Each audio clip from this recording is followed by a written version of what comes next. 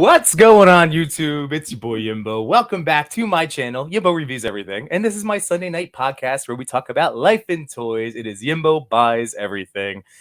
And whoa, boy. Don't tell my wife. No, I'm just kidding. She knows. But yeah, I kind of opened the floodgates a little bit. I had everything in control. I had my FOMO in control. I was doing a pretty good job. And yeah, I definitely got into the buying everything phase again. Oh, man. So we'll talk about that. So quick thing before I bring on my special guest this evening, I wanted to show off that I upgraded. Now, this camera isn't exactly super fancy. This is just a cheap little Walmart, but it was a plug and play, and it's supposedly broadcasting in 1080p, which I think we are. Boop, boop, boop. There we go. But my fancier webcam that I've been using, I switched to a figure cam. So how cool is this, everybody? So one of the critiques that I've gotten, and I want to shout out my brother-in-law, Mike. I got to hang out with him this weekend and his family and my niece and nephew.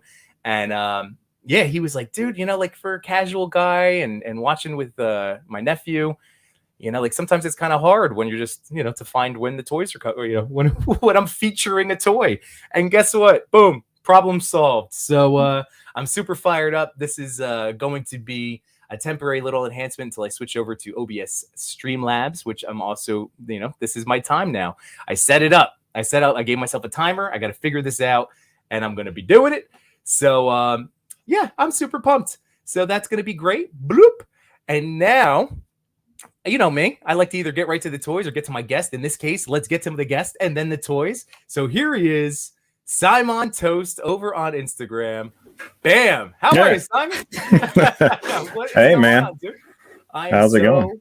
It is fantastic. I'm actually going to queue up your Insta page real quick so we can, show the people what that's all about. So we can hate on my pictures together. Oh, you stop it. You stop it right now. Here we go. So let's see. I want to make sure we are doing. Yeah, good. Okay. So I love your stuff. Like I've always loved your stuff, and it is spectacular. Whether or not like most of these I'm sure I've liked, but in case I will make sure I catch up right now. But look at this stuff, man. You are so ridiculously talented with this. I mean, you're very good. I feel like I say that about all my friends on here, but really, man, like look at this stuff. Oh, I really appreciate that.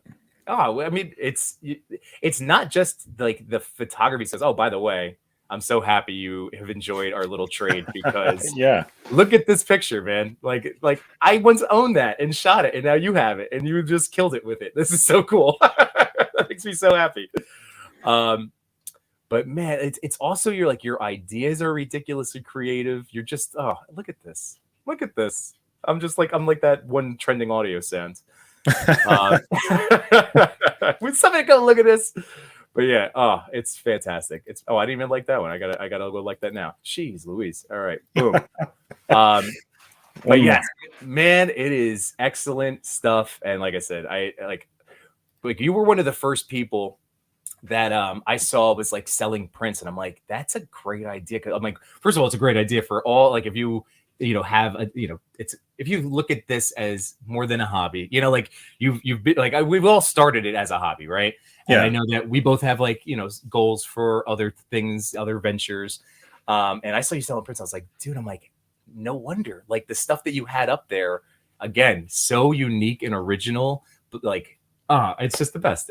I forget what some of the ones, like Zelda was in there, right? At one point, I don't know, but you have some really great stuff. So I highly encourage, like, I love it. And I gotta eventually I do want to like hang up pictures in my basement from my friends, like not just my, like not my stuff. Like, so I'm going to have to get one of them. Oh yeah, sure, man. On the house. I'll send you. All right. There we go. All right. I like it. So real quick, I'm going to get to the chat because this way we'll get to see what other friends we have in here tonight. So this is my man, Carlos. It's Cal the Collector over on Instagram. Not a bird photography, not a plane photography over on Instagram. My boy, Sully. Sully is awesome. Sequential Plastic. What's going on, Zach? Yeah. What's up, let's make sure what is it? I still can't pronounce the username and I apologize, but You know, like he got us all sidetracked last week talking about soup. So let's see if we can keep it to our toys and comic books, right? What's going on, Rabbits Den Collectibles? Our boy Jimmy Pop is in the house. What's going on? Too much new toys. So he has been my toy correspondent.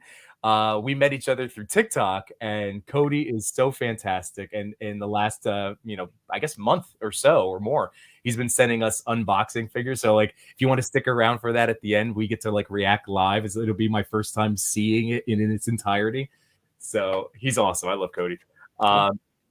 Let's see, Machu Toys in the house. What's going on, Matt? This is another quick time to plug a friend. If you sub Machu Toys, or I would encourage you to sub Machu Toys YouTube channel. He and JShot820 do Between Two Sentinels every Wednesday at 8 p.m. And it is it is, again, just trying to get out that just fun, loving toy content, man. That's what I'm all about. Roman Toys 89, my boy Frank, what's up? Toy Addict 17, my boy Danny. Everybody's my boy. You know that. The boys are here. What's going on, David Ivory? You know, like obviously you know him from our Mezco group chat. Yeah. Toy Mirth is here. What's going on, Anthony? And this is great. And it's true. This is an amazing chat. I love everybody in here. King Eternal, Autumn Night over on Instagram. Hello, Eric. So yes, as you guys come in, I will make sure to highlight you from the chat. As I say it every week, but the chat is just as big a part of the show as we are now. So anyway, Simon, let's get to it, man. So you are a Texas boy. Have you always been a Texas boy? I have, yeah. I am one of those people that has not ever lived outside of my hometown. So I'm a local hero, which I hate. But me and my wife, we enjoy it here. We're in a small town. It's like 120,000 people. Because we get really involved with the community, so we get to be kind of big fish, small ponds. I mean, that makes me sound a little big-headed, but like I get involved with the arts community and things like that. So we really enjoy it here. Oh, that's amazing. I've always lived in Jersey, and I've been in a couple of 3 towns, I guess, like from like childhood to where I am now, but all in the same like North Jersey range. So I understand what you're saying, but yeah, we're trying to, like, my kids are now going to turn 4 soon, and they're just like easier to handle and do stuff with. Like they could just, generally speaking, like, hey, let's go get jackets on and go into the car. It's like a lot easier than it used to be. So especially having the 2. Yeah. They're a little bit more eager to like play along now. So like we trying to get to the library a lot more, and like that's what getting into, and this is where I'm going to shout out now your comic book podcast. So tell us all about it, because that's where I've been trying to now slowly get back into reading comics. So hit us with it. Yeah, so me and my buddy Lex had the Wednesday Pull List podcast, and it's just Wednesday Pull List, but we kind of do like a trade review. So we don't really review individual comics. We just wait until, the collection of 5 comes out or whatever it may be. And, Lex is the one who is the truly knowledgeable one of comics. He knows like the back history of every character. Whereas I'm like the normal guy that comes in and like, oh, I think this is a good story. I can judge it a little more objectively. So that's kind of our dynamic. We have a lot of fun. I just like to joke a lot. I get him off track a lot. So it's a lot of fun, but it's a great listen. It's definitely something, like, as you saw, like I've rated yours, because like I'm trying to make it a point of checking it out each week, because you guys are a blast to listen to. Again, it's like a nice like car ride for me. So keep that going, man. So Wednesday Pull List, I have and you guys are on, I know, Apple Podcasts. Yeah, are you on all of the things? Yeah, we're pretty much on everything. It's a lot of fun, and like Too Much New Toy says, yeah, trades, that's the way to go, especially with collecting. That was how I was. Like, collecting comic books and collecting action figures would be like a death blow. So there we go. So yeah, I definitely go for the trades. What's funny about that picture? That's Lex made an amalgamation of our faces. I didn't even realize it at first, but that's supposed to be him and me. That's really awesome. I could see it. Yeah, that's very funny. I love it. I wish it's getting a little glare on there, but so again, guys, it's on all of the podcast services. So whatever you're gonna be doing, Wednesday pull list, it's really good. Oh man, let's see. Hold on, some more stuff in the chat. Here we go. So we have Zach. Hey, this is always nice to hear, right? You're the Simon. You're the man. There we go. Appreciate that, Zach. Happy Sunday as always. And let's see, Simon Shots, always amazing. That's what we're talking about, dude. See? And then let's see, who am I missing? All right, so trades or hardcover collections and omnibuses are definitely a great way to go. Did I say that right? Is it omnibuses? Yeah. Okay. Yeah, I think so. Sure. And then let's see. Also, Comixology Unlimited is super nice for the cost. All right. Mm-hmm. Yeah. Dr. Space Cape's in the house. What's going on, man? So yeah, I am just like, I know I just told you before we started, but I finished today the Dark Knight Master Race. And I didn't even realize that there was a third, like that Frank Miller like did a third like entry into the series. But it was pretty good, in all honesty. Like, I mean, I don't typically go out of my way to like, I just like read the thing, and if I like it, cool. Like, so I think I Googled it, and like, is there mixed reviews on it? Like, what was your take on it? Since this is like one of the few comic books I'll be able to speak to. Well, I think that the Dark Knight Returns, and then I can't even remember what the sequel to that one is. Well, was it the Dark Knight and then the Dark Knight Returns? I think that was it. Yeah, maybe. Right. But the second one of those didn't do so great. Especially Frank Miller's artwork was like not really. Mm-hmm. He not really great. Mm-hmm. And I think when looking back on it, like even Dark Knight Returns, you start to. It's the same way that you see a lot of like people that are wearing like Punisher logos, and they're like, you didn't read the book, and it's the same way with that. People are like, it's about a police state, man. Like, you're not reading the book correctly. But it's still my favorite Batman story, mainly just because I like beefy Batman. But true. Yeah, thick boy. Yeah, he's thick. But Master Race, I think it was one of those things where Batman seemingly, it's like now he's becoming that crazy, almost Superman. He's got to have some kind of superpowers at this point because he keeps coming back. So like, well, I don't know, but it was definitely an interesting take. And I think Frank Miller, he's kind of had his own problems because he's a little crazy and gets in the news. And when you see his interjections in the artwork, like the mini comic books within the comic book, right, it's rough. It's definitely mixed. I think people just like to remember the good times, in a way. Sure. Well, there was, see, like, I mean, like, I try not to, I know my take is always usually more skewed in the positive, because, like, if I'm taking my time to read something or buy something, I want to, positive, man. Well, I'd like to enjoy it, and I felt like it wasn't going to be something I'm going to run out and now own myself, but I thought there were some really cool elements. I really liked the story. Like, I don't think it's a spoiler. Like, if anybody in the chat hasn't checked this out yet, it tells you in the first few pages, like, basically Superman's been gone. Batman is just, out of the loop. All of a sudden he shows up, and, and it's been years. But then there's a little side story with the Atom, and he ends up taking the city of Condor and bringing them like to full size. And that's where it really kicks off. And I thought that like that whole arc was really cool. I also thought that it was interesting commentary about humanity. Like we're complex people. I like to say live in the gray area, right? Like there's really positive aspects that get highlighted by humanity, but then there's also like the condemnation of how we are still as a society. Yeah. So like I thought it was pretty, but then it ends with like some really hopeful stuff. And Superman, I really like that version of Superman. I thought that was pretty cool. That's, not to get into the spoiler territory, but man, the climax, like, it was neat. It was neat with Superman.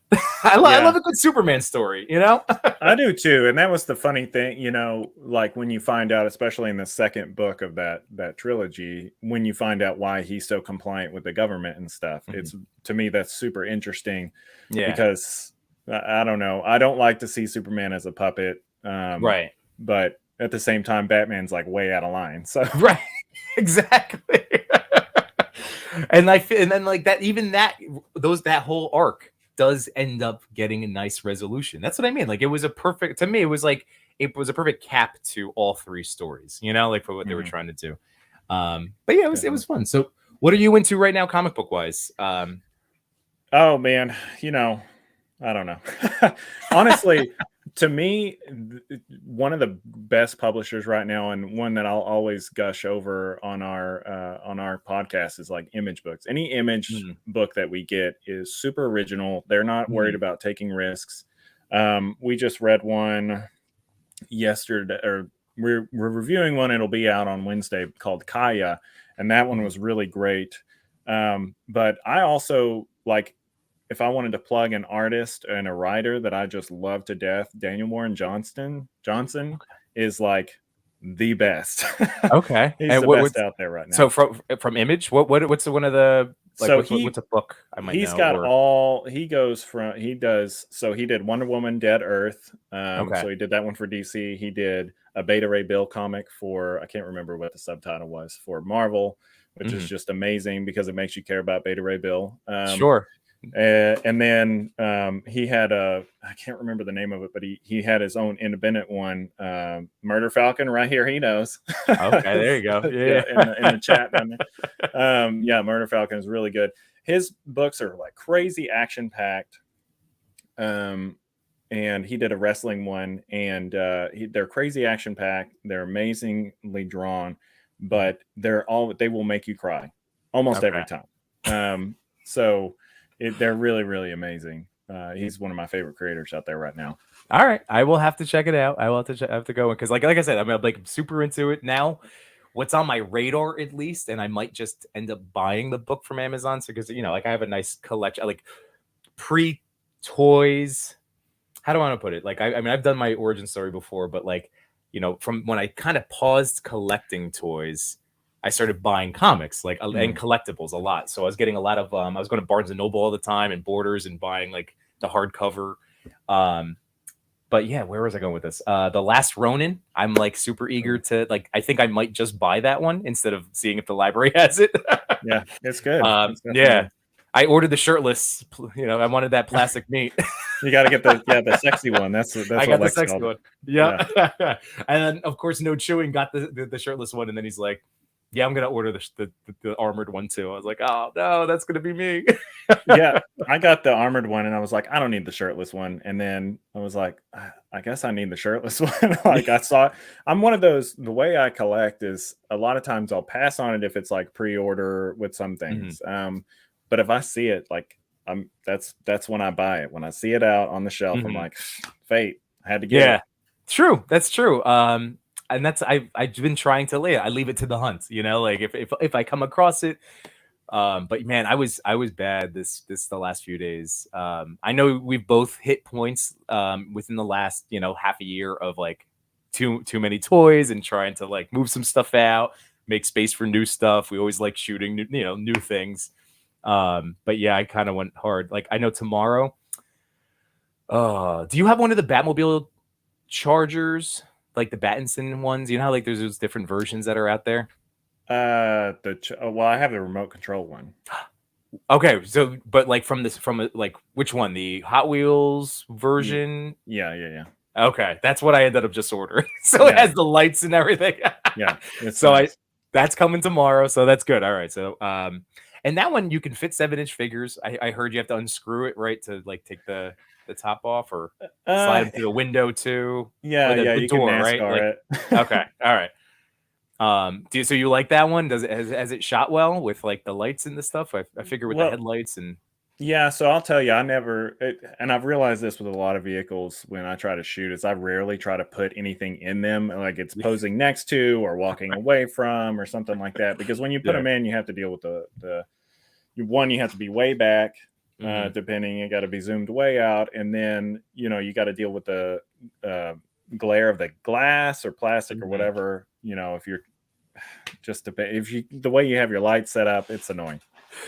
Yeah, I know. And that's how like I talk about all my reviews in the eyes of it, as a toy photographer. And like one of the things I bought that's back here, I talked about it last week. I'll move the mummy out of the way.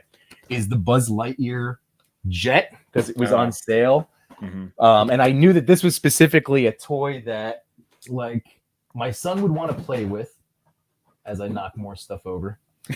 but this guy, so it was $15. Like it was a $40 retail. But here I'm gonna I forgot second. Let's see, second cam. Let's go. Boom. Got that second camera. There we go. So I tried to take a picture of the wing, like of over here for the Sir Dork like no figure challenge. And I don't know if I like it. It's hard. It's a hard thing to shoot. And like you said, whether it's in or out, it's like, I don't know. I care so much about can a toy fit in it? But then at the end of the day, it's really difficult. So well, and it's vehicles like that. I mean, even with the new the 89 Batmobile that's coming out, that thing's like 2 feet long or something. It's crazy. But all those they're so neat, but it's like, how many times am I going to take a photo of this? That's really what gets me. It's like, this thing takes up so much room and I've shot it twice. I know. And this is going to be my case with this thing, I'm sure. But like I said, at least I can justify it as like, all right, my son will really get a kick out of it. Like he's already, even today was like, could I have the jet? I'm like, not, this is show night. Like now he knows it's like, oh, Daddy, you gonna talk on the internet? And I'm like, yeah, buddy. Like he knows what YouTube is because that's where we watch like Animal Crossing, like no commentary videos, stuff like that. So he's like, oh, Daddy, going on YouTube. But that's so this one's neat. I have so I have that charger coming, which I was pumped about because I got it for $80. Ooh, nice. And I know that was a pretty good deal. That's a great deal, yeah. Yeah, and it's gonna be the HasLab charger for me, like, and even as I did the same thing. Yeah, that was my thought. Though Ramen Toys is coming out with that one, and I don't think it's gonna be. I added up all the like the early bird stuff. Yeah, and it's like hundreds of dollars cheaper than the HasLab. I mean, it's crazy. Yeah. I mean, it looks incredible. And Ramen Toys, I've heard decent things. I never like ordered anything. Is it from their website specifically? Because maybe that's something I can also show off. It's on their Instagram. I know that much. I don't know too much on their website. Okay. Oops, that's wrong. Super zoomed in. There we go. But another cool thing about the Batmobile is that it like drives around. So at least you have it for that too if you want to. But no, I'm with you. I who loves I love a good RC car. I actually have and again, this was before toy collecting, like back into it, and definitely before toy photography. I have that Justice League like Wi-Fi RC car with that like spits out the smoke, and that fits 6-inch figures, but it's like those DC. I don't want to call it the multiverse figures, but they kind of were before McFarlane got the license, right? Yeah. So like. The Batman that came with him fits, but it's like even like a Marvel Legends Deadpool, I had a hard time like shoving in there. So like it's again, yeah. And so I know I keep buying all these anytime there's a vehicle, I buy it, and then I instantly go, oh no, I don't have space, and how do I actually do anything with it? I know all you guys convinced me to get that Bratz car, and that thing is sitting in a box. But that right now. It's great. It's an awesome car, but I'm like, it's so big. It's so big. I know. It's sitting on a desk thing over there, and and that's another one. See, that's why I bought this charger. Here, I'm gonna bring it up over on Amazon so at least people can see what we're talking about.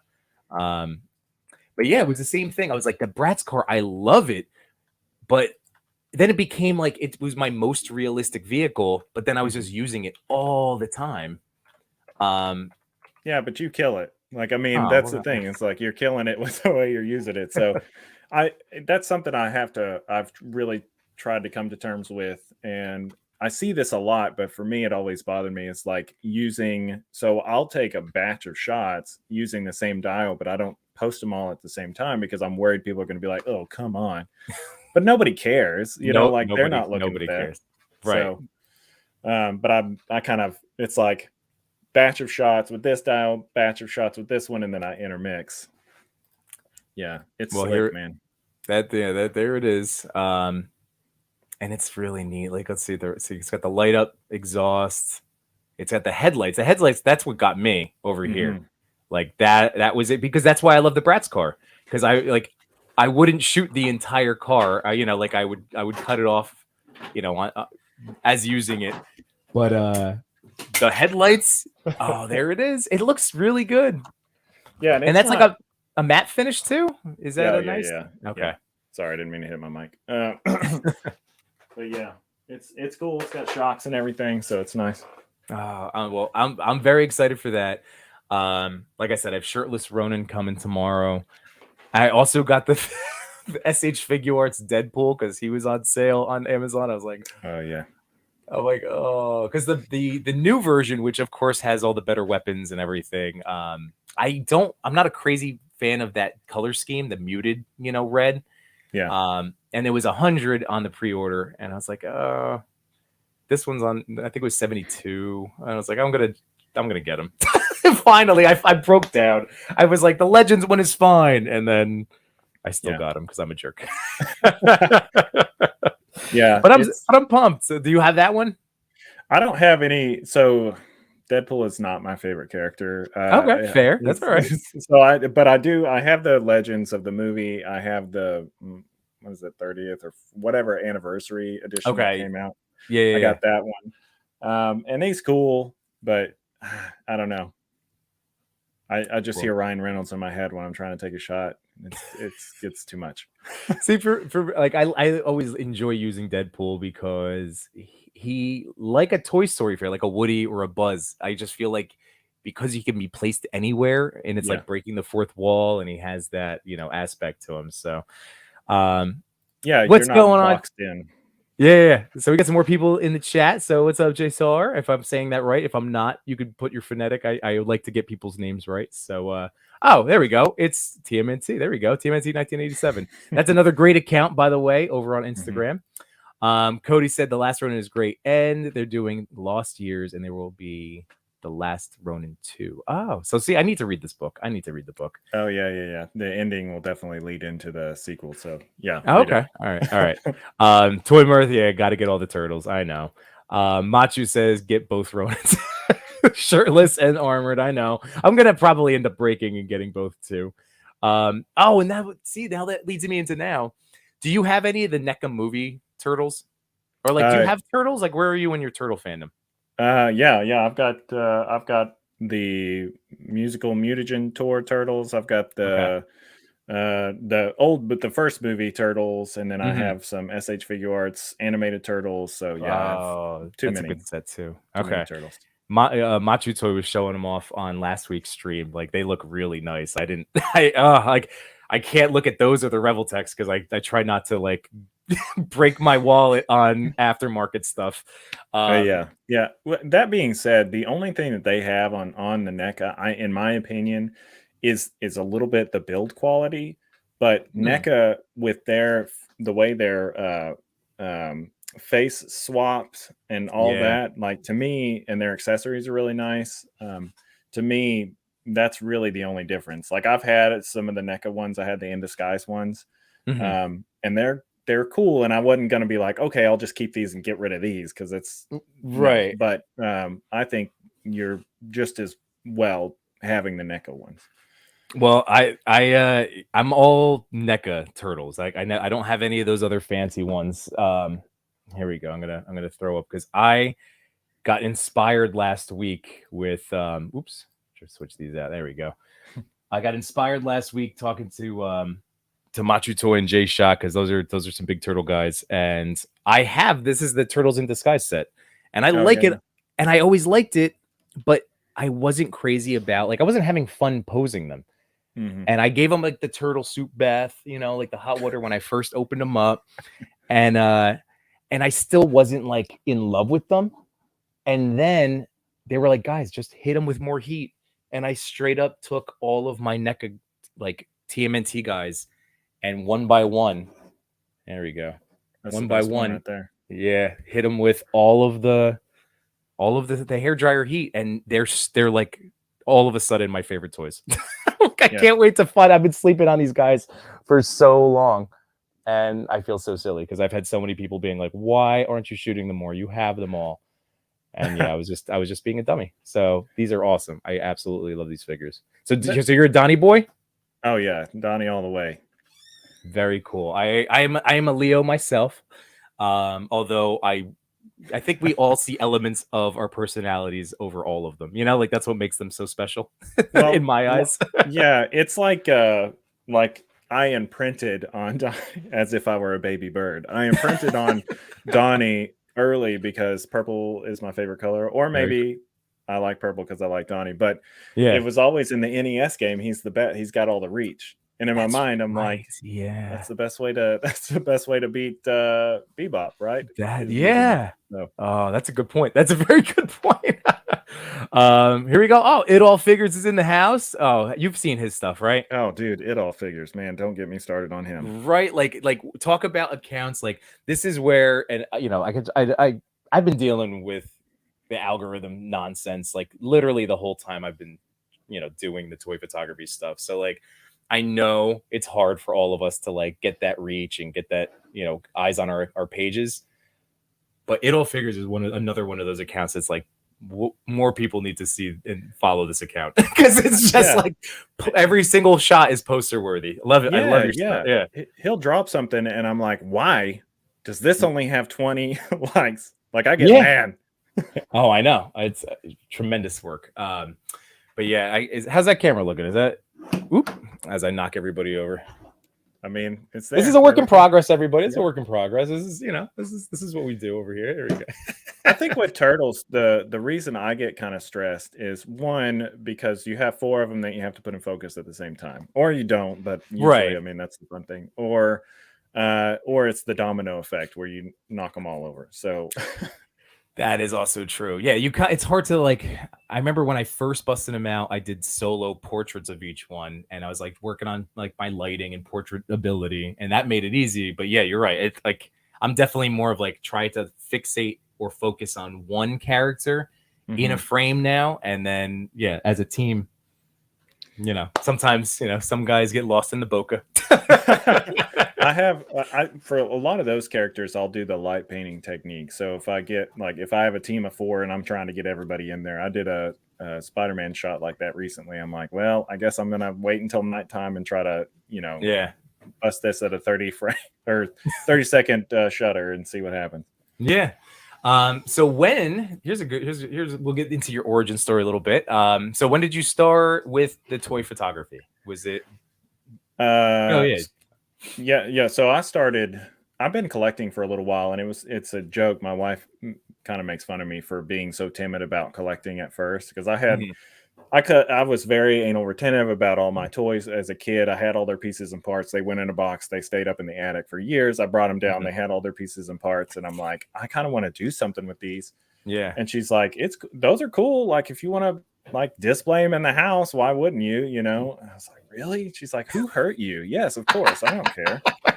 So, but that was like a gateway that she probably didn't know. My room would look like this, you know, a couple of years later. But I really got into the toy photography because I was a collector for collecting's sake, you know, for a long time. Oh, I want that. I want that. I want that. Just sits on the shelf. I see Darius's stuff. I see D Amazing, and I'm like, oh, there's people do that, like take photos of their toy. Like, oh, dude, what? But then, you know, what's funny is I was like, oh, it's just me and him. Yeah, you know, like just me and him. We're the only toy photographers around. And then I get part of this huge community. I'm like, well, this is awesome as well. Yeah, it makes it harder for whatever my aspirations might be, but yeah. It's so was it then, like for me it was during 2020. That's like when I discovered the toy photography aspect. Or was it a little? I think it was a little bit before. It was a little bit. 2020 is when I got really into buying stuff because I couldn't go anywhere. Sure. Same. So, but otherwise, yeah, it was just a little bit before, and then I really started paying attention to it again when I couldn't leave the house or whatever. Sure. So. I hear it. Like, dude, it's so funny because again, similar stories where it's like you and T amazing. For me, I was like just using my Instagram to post like the toys that I've been dragging around for 15 years in tubs, like unopened figures. Like I would buy every week at Toys R Us, and then they would just sit in a tub. And then I started seeing toy photography, and it was like, oh, this is amazing. I guess everybody's doing it in like Malaysia and Indonesia, you know, like that was like, I was like, all right, well, hey guys, can I join a collab? How do collabs work? Like it was that type of thing. And then again, just, you know, now we're here. So this is pretty awesome.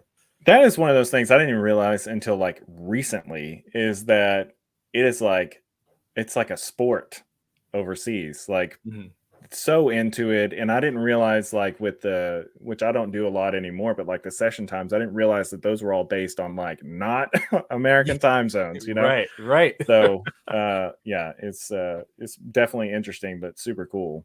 I felt like the Instagram piece to the toy photography was equally as challenging as like learning how to take good pictures and learning how to, like, you know, like make like content people would want to watch, you know, like it was like I don't know, it was just a interesting thing navigating the social media-ness of it. And Totally, it was like, to me it reminded me of like instant messenger all over again. Like I don't know if that was like, because I don't know how old you are, I'm not gonna put you on the spot. Like, I'm 36. 40. Okay, all right, so you still had a little bit of AOL time, right? Yeah. So just again, it was just like, oh, I thought I had the internet figured out, and nope. I like, and then I'm asking people, they're like, I don't know. And I'm like, oh, so there's no rules. I got it. Okay, so it's I do my best. Instagram is one of those things that I get super frustrated with myself and the program itself. So yeah, like I don't care about likes, but I also am like, come on, guys, come on, give me some love. But it's one of those things where I take a batch of photos and I want to share them all at the same time, but it doesn't do anybody any good because only so many people are going to see it. And so I'm constantly thinking of like, how else can I distribute this? Not because I really just want feedback. Like, oh, that's a great photo because this, and this, not necessarily like always just a thumbs up, but either way, I mean, I really enjoy the hobby. It's just, I wish Instagram was a little more friendly. Yeah, I know. It is it's just, you know, it's unfortunately just we know what the answer is. I always say, like, what's the motivation? Follow the money. And it's like, Exactly. they want us to pay to show our work, and that's, you know, that's a silly thing. But at least they give us you know, like they give us features that do help. I'm always trying to, like, I know we've been in collabs forever, but like even like the 2-person ones, like that, those are always great. I know reels are like always like a questionable thing with people doing them, but finding ways to like utilize those features and the remixes, like those are like the ways that we don't have to pay, that they do help us, because at the end of the day, they want to monetize our attention spans. Totally. Yeah, keep us on the app. Something that I was doing for a little while is I would just schedule mine for the same time. So like I would go in there in the morning, do whatever it's going to come to, 11 o'clock or whatever. Right. But I feel like it's, eventually I know we're going to switch the conversation over to Mezco. Maybe this is a good segue. Oh, but it's kind of like Mezco, like Mezco Mondays. You're not quite sure how it works, and nobody really explains it. And everybody makes up a reason. It's like, if you post Thursday, that's how you're going to get your, So it's much like that with Instagram. It's like, I don't know, maybe if I post at the same time every day, or if I don't use hashtags, or only use hashtags that'll make sense for what I want people to see. So this is a Astro Boy photo. I'm gonna fans of the Astro Boy, please look at it, not just like blasting it out there. So right. Well, I can tell you, I'm always trying to do to do the work on like listening to whatever the suggestions are. And Cody, Too Much New Toys, sent me it was like this one of these influencers that talked to Instagram, like had a phone call, and this is the latest. So tell me that like this is not meant for like real people. Like this is what they want: 6 stories, but 2 in the morning, 2 in the afternoon, 2 at night. Like that's the cap. They only want 6 stories that people will check out. Then when you post, they want immediate replies to all of the comments. And I think those are the big takeaways. Oh, and then trending audio, make the reels within the app, which is like their editing is garbage for videos. Like it's really, really terrible. So like they give it, but basically like they want you on the app the entire day. And it's like, that's not feasible because again, for all of us, like until any of us make it to a point, even the guys that have made it to points, like I talked to D Amazing, he's like, this is still a side hustle. I can't live on this. And he's got as many subs as he has, you know, like it's, that man's got like 3 jobs. At least it's not feasible. And I've heard similar things. I went to a conference about social media just in general, and this lady was up there and she was saying that she would warm up her feed by commenting on other people's pictures. That way they're seeing interaction with the algorithm there, and then she would post something and then, you know, interact with the people that are commenting. I'm like, golly, that's all. I mean, I just want to post a picture and hope somebody sees it, you know? Exactly. Yeah. But well, it sounds like you have a good mentality about it, and it is, you know, we are still people, so like we try not to let stuff bother us, but that is the way to go, where it's like I just try to do my best and make friends, and like it's all about getting to know each other, and you know, like I'm not gonna let an algorithm, like a computer program, dictate our lives, or at least mine, you know. Like I said, the only times where I'm really like bummed is when I'm like, I killed that picture. I need to see, like, I know I did, and I don't get a good reaction. I'm like, maybe I didn't. Maybe my life was a lie. No, it's definitely not the case, because it's so many silly things. Like my wrestling stuff, I know kind of usually is like, you know, a fart in church or just but I like shooting wrestling stuff. So like, you know, like when I get an idea, like I want to shoot a wrestling photo. And like same thing with like going back to Mezco, and we're going to talk about Mezco. You know, like the Rumble Society, you know, Gomez, like I love my Gomez figures, and like they're still as big as we think Mezco is. It's not like a big toy company. So like, who's this bug? Like that was my reaction.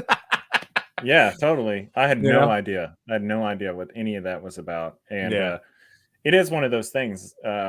Growing up in a small town, I've worked for places, you know, I worked for an independent screen printing company that I thought everybody knew about, and like nobody knows about it. And it's the same with Mezco. Like there's so many people that only know about it now because I don't stop talking about it. So I hear you, man.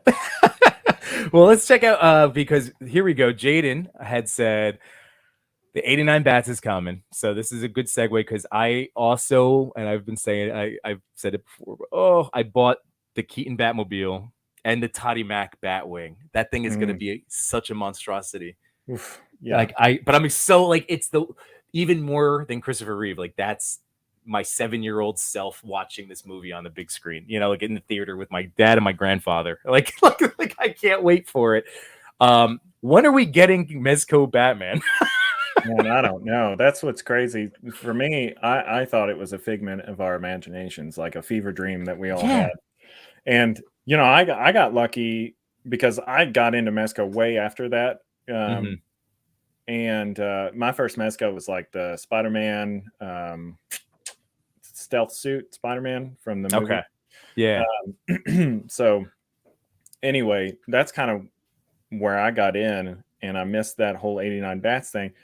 I jumped on the wait list at the last minute, and then they had it for sale. Like you could just buy it now. Right. And I was like, man, you couldn't even convert my wait list before. So I luckily jumped on during my lunch break and saw that. And so I don't know, dude. I don't know. And I'm still afraid that none of this is going to be worth it. Like I have the same fear. I feel like, you know, at least in our positions, like as toy photographers and trying to like, you know, like not rely on all of the newest stuff, but like at least for, you know, like for me with the stream, like I'm a toy, like this is going to be the biggest release.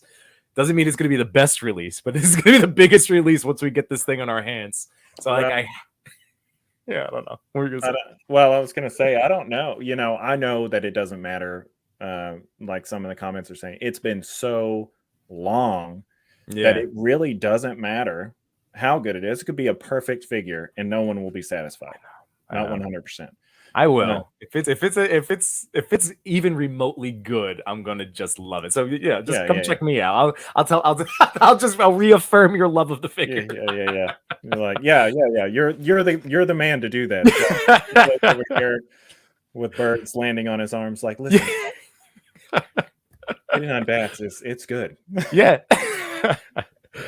I'm still worried about the seamless because I know that that's supposedly what was giving it the biggest problem. But then I still think that a lot of this is due to waiting now, and maybe it was WB like holding them, but like for the Flash movie, I still feel like there's that. At least that's my little conspiracy theory, and I know I'm not alone in that. Yeah, And totally. do you think there's like when is the Flash movie actually dropping? Do you know? I can't even remember. Because Shazam's out now and it's Yeah. bombed, but I will check that out on on a streaming app. But June 16th is what it says. oh, so don't make us. Is he really going to charge? Like I say, he is in Surely Mez. not. Like, Yeah, is he surely really going to not. charge our full accounts and make Surely us not. wait till June?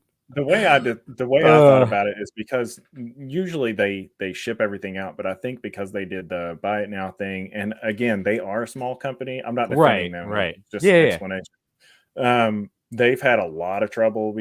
We've seen it within our Mezco group. A lot of trouble getting anything out of their warehouses. Like I don't know what the deal is there, but I think it's going to be like the 4 to 6 weeks thing, like they normally have with a lot of their buy it now figures. So, all right, I can take. You know what? Like that's why it's still one of those for me. I'm just like it's coming when it's coming. I'll be eager when it's like, but like it has been a long time. So like I jumped on that that was my first waitlist like Mezco website order. I went right to there and waitlisted, and I was still like 6 months after everybody else. Wow. Like that was so. Like at this point, I know I could wait a little bit longer. I just hope it's good. I hope it's good. I had no idea how the wait list worked because so I bought that Spider-Man. I bought that from a different company. I look at the back of the box. I'm like, Mezco Toys, what's that? Like they have a website. So I get on their website and I see Doc Nocturnal. It had gone for sale. It was waitlisted. Waitlist. Next day, charged. I'm like, wow, waitlist is great. So I had no idea, what to expect with waitlist. And now I know. I was really lucky. I also got super lucky with the Reeve Superman because I waitlisted that, and within I think it was days it converted, and then I got it, and then I know that so many people like waited. Like Toy Addict 17 was somebody that we went to Chubsy Wubsy like after a Toy Con, and I was like, dude, it's here, like because it was one of those things that skyrocketed, but like.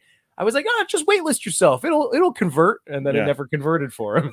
Well, what's super weird about Superman is I think last year or the year before it was just available on their website randomly. I think around Christmas, and that's when I bought 2, and that was the second one that I bought. Yeah, I sold one to a friend because I was like, I'll get the Superman that just came out. I pre-ordered that one. I was like, I don't need 2 Superman. Canceled this new one, bought another Reeves. So wait, so did you get the latest Superman? I did not. You ended up canceling. Okay.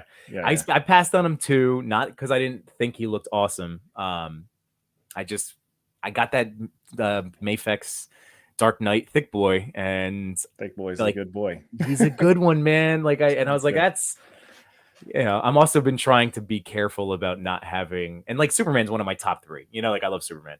But I'm also trying to not have a million versions of the same guy, which isn't, in what we do, it's really difficult. And I break that a lot, but I have a whole shelf of Spider-Man. So it's like, oh, I know. Oh, dude. Don't even get me started on the Spider-Man figures.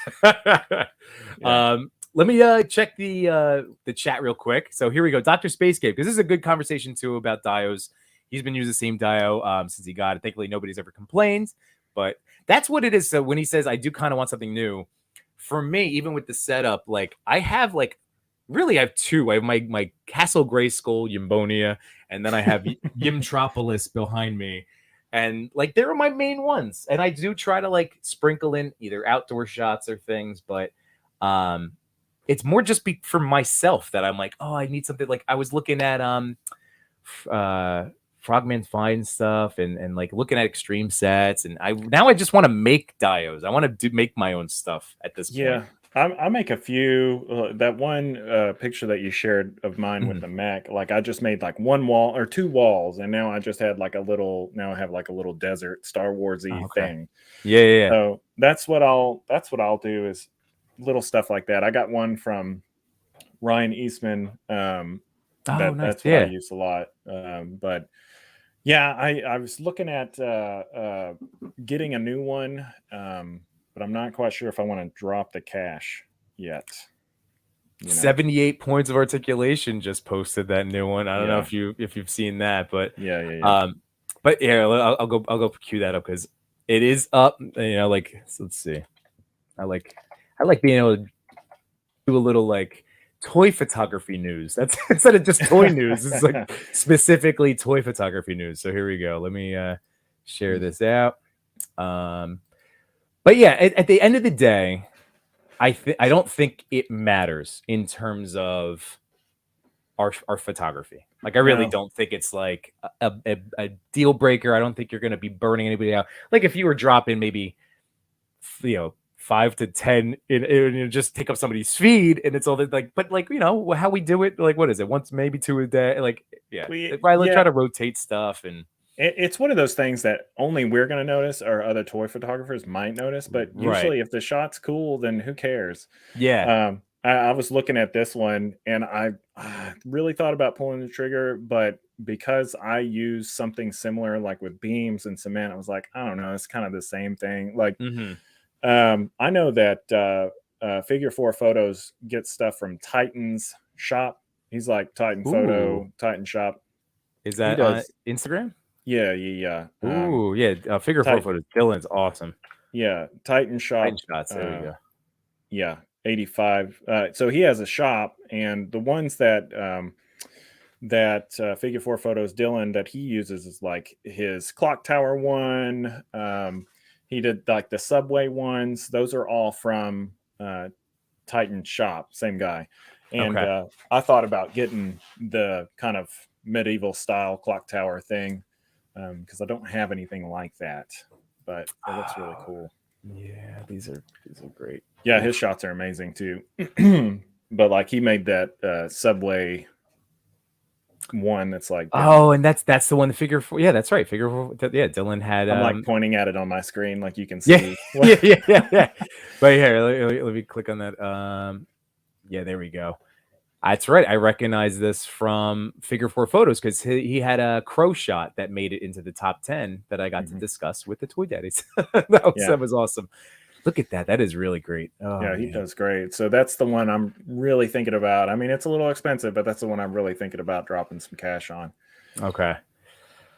Ooh, it's a good. It's another. I know. It's like the whole investing in diodes and stuff like that. It takes out of the toy budget. So Yeah, it's just yeah, like yeah. It's you like got the where balance.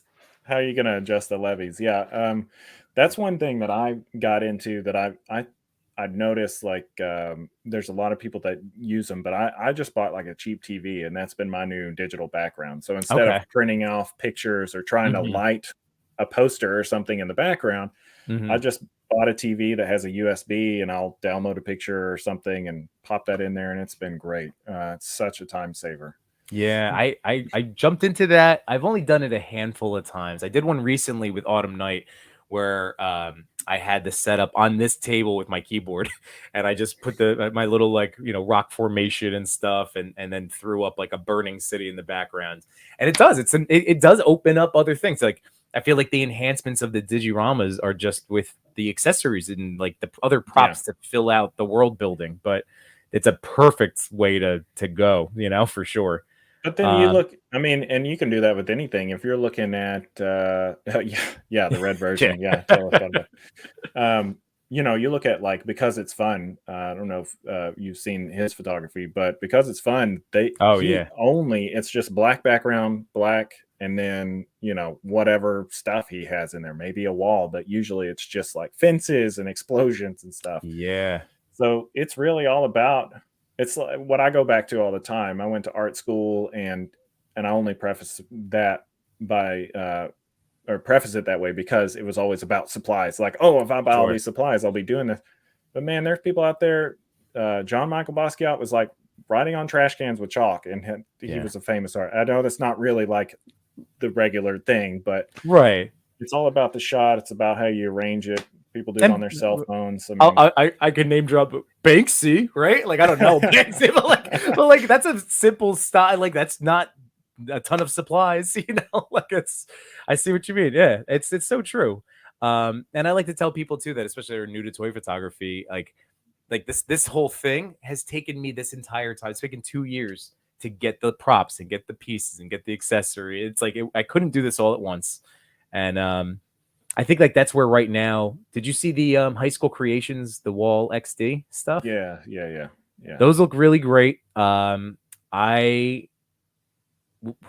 probably am waiting on it. Like I haven't backed it myself because I have this whole thing, and it's just a matter of like, man, like I wish I had them 2 years ago, but they're gonna be perfect for people that need that because they're so nice. They're very cool. That's exactly what I was thinking. I'm like, man, a couple of years ago, before I bought all these extreme set buildings or just made brick walls or all these things that I put time into. Yeah. Like this is kind of like my diorama wall back here. Nice. Yeah. But everything's modular. But you know, I'm like, damn, you know, if I needed a brick wall, I would back that like immediately, but I don't right now. So yeah. Well, you see the one this way. And I love that, you know, you also have a supportive spouse. My wife made that for me. And it was during, like, again, me just getting into this. It was my first, like, enhancement to my toy photography where, like, oh my God, like my shot, like, and again, like, I know that they weren't great now, but, like, I'm so proud of them, you know? Yeah. But, like, it added instant realism to my stuff. And she did this whole thing which was so hard because our kids were probably only a year or so old, and it was for Christmas, and she had to do it when I wasn't home. It's like it means so much, and it's always going to be like it's never going anywhere. That's always going to be a main part of my shots, just because it means so much that she did it. Yeah. But having a supportive spouse does help. A supportive partner, that's for sure, especially with all of this stuff.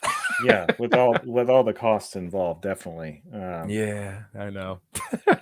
Well, she was great tonight when I was like, I'm like, pay for this, you know, enhanced StreamYard for 1 month while it's gonna force me to like really teach myself OBS, and she's like, just do it, just go. I'm like, okay, you're awesome, thank you. All right, so let's see. So we have another. Are you team heat, team no heat? This has been a running joke now. I'm team too lazy to heat. I see that in the chat a lot of times. Unless it's extra stiff, I'm just like, yeah, I'm just gonna force it and see what happens. Cody. So this is. I know I'm catching up on the chat now, everybody. So Donnie's amazing. I love Donnie. Oh man, justice for Donnie. Do I really have to switch this around? Here we go. Let's do it again, everybody. Get that second camera going. Here we go. Him the leader. He's not a nerd. Let's see. Yeah, I have noticed like what I'll do is if I get a new figure and say he's got like he's stiff, is I'll get him way up here at the top, and I don't try to like force it from the ankle and the knee. Yeah, I get way up here at where the joint is, and that helps a lot. Okay. Yeah, I do that too. But if I get too nervous, hold on a second. Let's see if this works. Trying to get Donnie in focus there. I don't know. I at night when I actually have toy time, like when my kids go to bed, then I don't want to use the hair dryer. So like then I get stuck like unboxing it. So I'm like, oh no, I can't do the things. I just get I have toy anxiety. Like I'm like you. Like I try not to lose any of my accessories. Oh, totally, I try to keep everything like as pristine as I can. But yeah, it's hard. Between that's the other aspect of collecting, like making sure not that my basin's temperature control, but like it's not getting too moist or not getting too dry. Like it's you don't want it to get too moist. Yeah. So I have, you can see this window I have behind me. Directly to my right is my detolf that has like all my Mezco in it, and the curtain was pulled back a little bit, and there was like a beam of sunlight going in there. I was like, no, it's gonna dry out the pleather. It's gonna destroy him. You know? Yeah. Oh, dude, I had to make sure I have. Let's see if you can see it. See those Superman and Spider-Man print? Those are those metal prints, like the metal whatever. And I was like, yep, that's got a block because my Mezcos are right on the shelf underneath. I'm like, no, son, please don't hurt my toys. Hey, we have no chewing in the house. What's going on, Chewy? Yeah, he said Roden needed the heats because he got the he got the shirtless one, like I said already, in hands. All right, let's see. It's so now I'm going to be catching up. This is where we time travel chat real quick. So let's see. It all figures a master of his medium, incorporating toys and graphic art together. Like it's what is that word? PB&J? PB&J. Oh, it's like PB&J. This is the problem of doing late night streams where my brain just breaks with like too many letters. No, PB&J. Duh. Thank you, Marco. Yeah. Yes, that is an excellent point. And again, I wanted to highlight again. It all figures awesome. I agree, 100%. Let's see. Just Lost in the Boca. That's a great band name. That is a great band name. Just to gush on him, or It All Figures, just a little bit longer.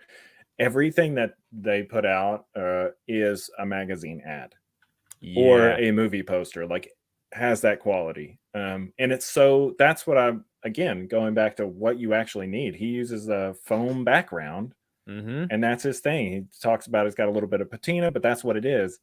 And I've told, he asked me one time, he's like, I kind of want to get some dios, but I don't really know. I'm like, dude, you're killing it. Like right now. Don't bother with all that. Like on it, oh my god, it's true because just spectacular. Oh, and the help. There we go. Look at that. Freaking it's ridiculous. Out here, it's ridiculous. Bad. I know, and turn I know, it off before I know he's working on building a dio now, which is awesome. And like I was like, oh, this is it's. I love it. I love the challenge of it. I did a street. And my wife helped me carve like the sidewalk and painting. It felt so good, especially peeling the tape to do like the street lines, like it felt so good. And I just this summer I'm going to do something, but I don't know what. The next step. So this is something I worked on yesterday. The next step is you need to get a 3D printer if you don't have one. I made this like park bench yesterday. Yeah. This was my hobby for yesterday. And that's what I like doing. Is like, I won't spend too much time on dios, but I'll make like, I didn't design this. I'm not going to say I designed it. Oh yeah, no. But you did it. You still made the thing. Yeah. Yeah. Let's see. What are you talking about? No sad Yimbos. Don't worry. No sad Yimbos. We're all right. Sunty goes, are you all in for the Cosmic Wave? He's asking Rabbit's Den. Have you dabbled into the Mythic Legions? As we jump around? Yeah, the only Mythic Legions I have is the Headless Horseman. And even that, I'm like, I don't want to buy any more of these. Like they're nice. They're really nice figures. So yeah, I'm just trying not to jump into another like niche like that because I know I'll want every one of them because they're all army builders essentially. Oh, so for sure. And I can tell you firsthand that I fell into that rabbit hole because I was able to like I'm fortunate. Four Horsemen is right. They're a New Jersey company. They were at Toy Cons, like they go to the ones that I go to. So I was able to buy them for like their, I don't know, like their pre-order price, like in person, and I fell into it pretty hard. And I'm waiting on the Cosmic Legions Wave 2.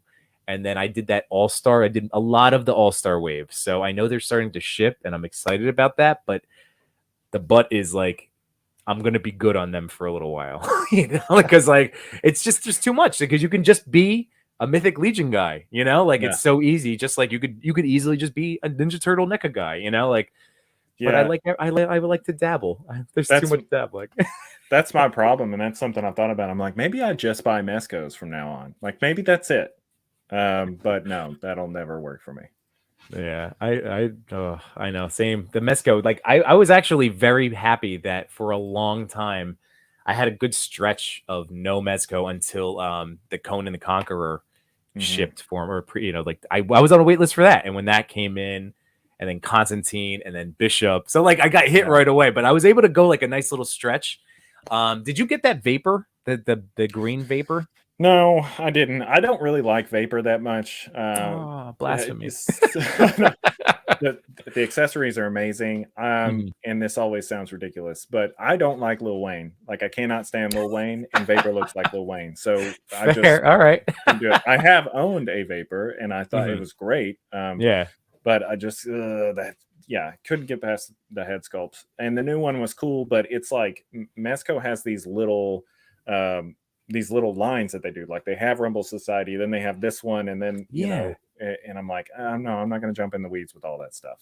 So It was an interesting choice of like time period, and there's no one else. I guess like in the demo shots, right? The product shots, they've had Brutus as like the guy he squared off against, right? Was that from was it the Brutus from Popeye? oh, Bluto, Oh, Bluto, not Brutus. Yeah, Bluto. Duh. yeah, but it was Thank like you. a different head sculpt. Yeah, it was interesting. Yeah.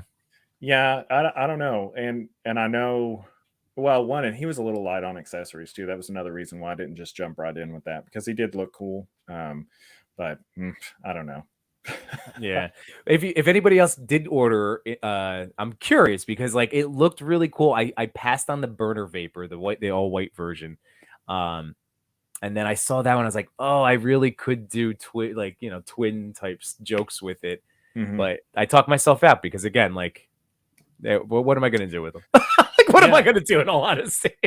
Well, and I did that with I bought the second not Doc Nocturnal. What's the wizard guy? Oh my gosh. Oh, Brain. Atticus. Yeah, so I have the Yeah. second Atticus Doom, and I was like, oh, it'd be cool. They're like mirror images of, Mhm. but nah, man, I just don't get glow in the dark well enough, like in my mind, Right. to light it correctly. So it just looks like blown out. So So did you get the first? Do you have both versions or? yeah, I have both. Okay. Yeah. I wonder if I still haven't tried it, but I've heard that using like a black light, like I have a flashlight that you can click through, and one of them is a black light. That I've heard that use like lighting up like the Marvel Legends lightning accessory, so like that it captures that and enhances it.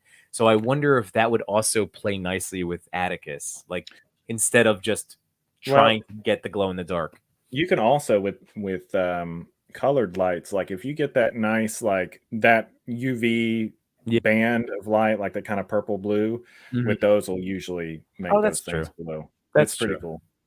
All right. So guys in the chat, thank you so much for chatting along. I clearly was falling way behind. So I went back to where we are now, and you guys are just talking about soup.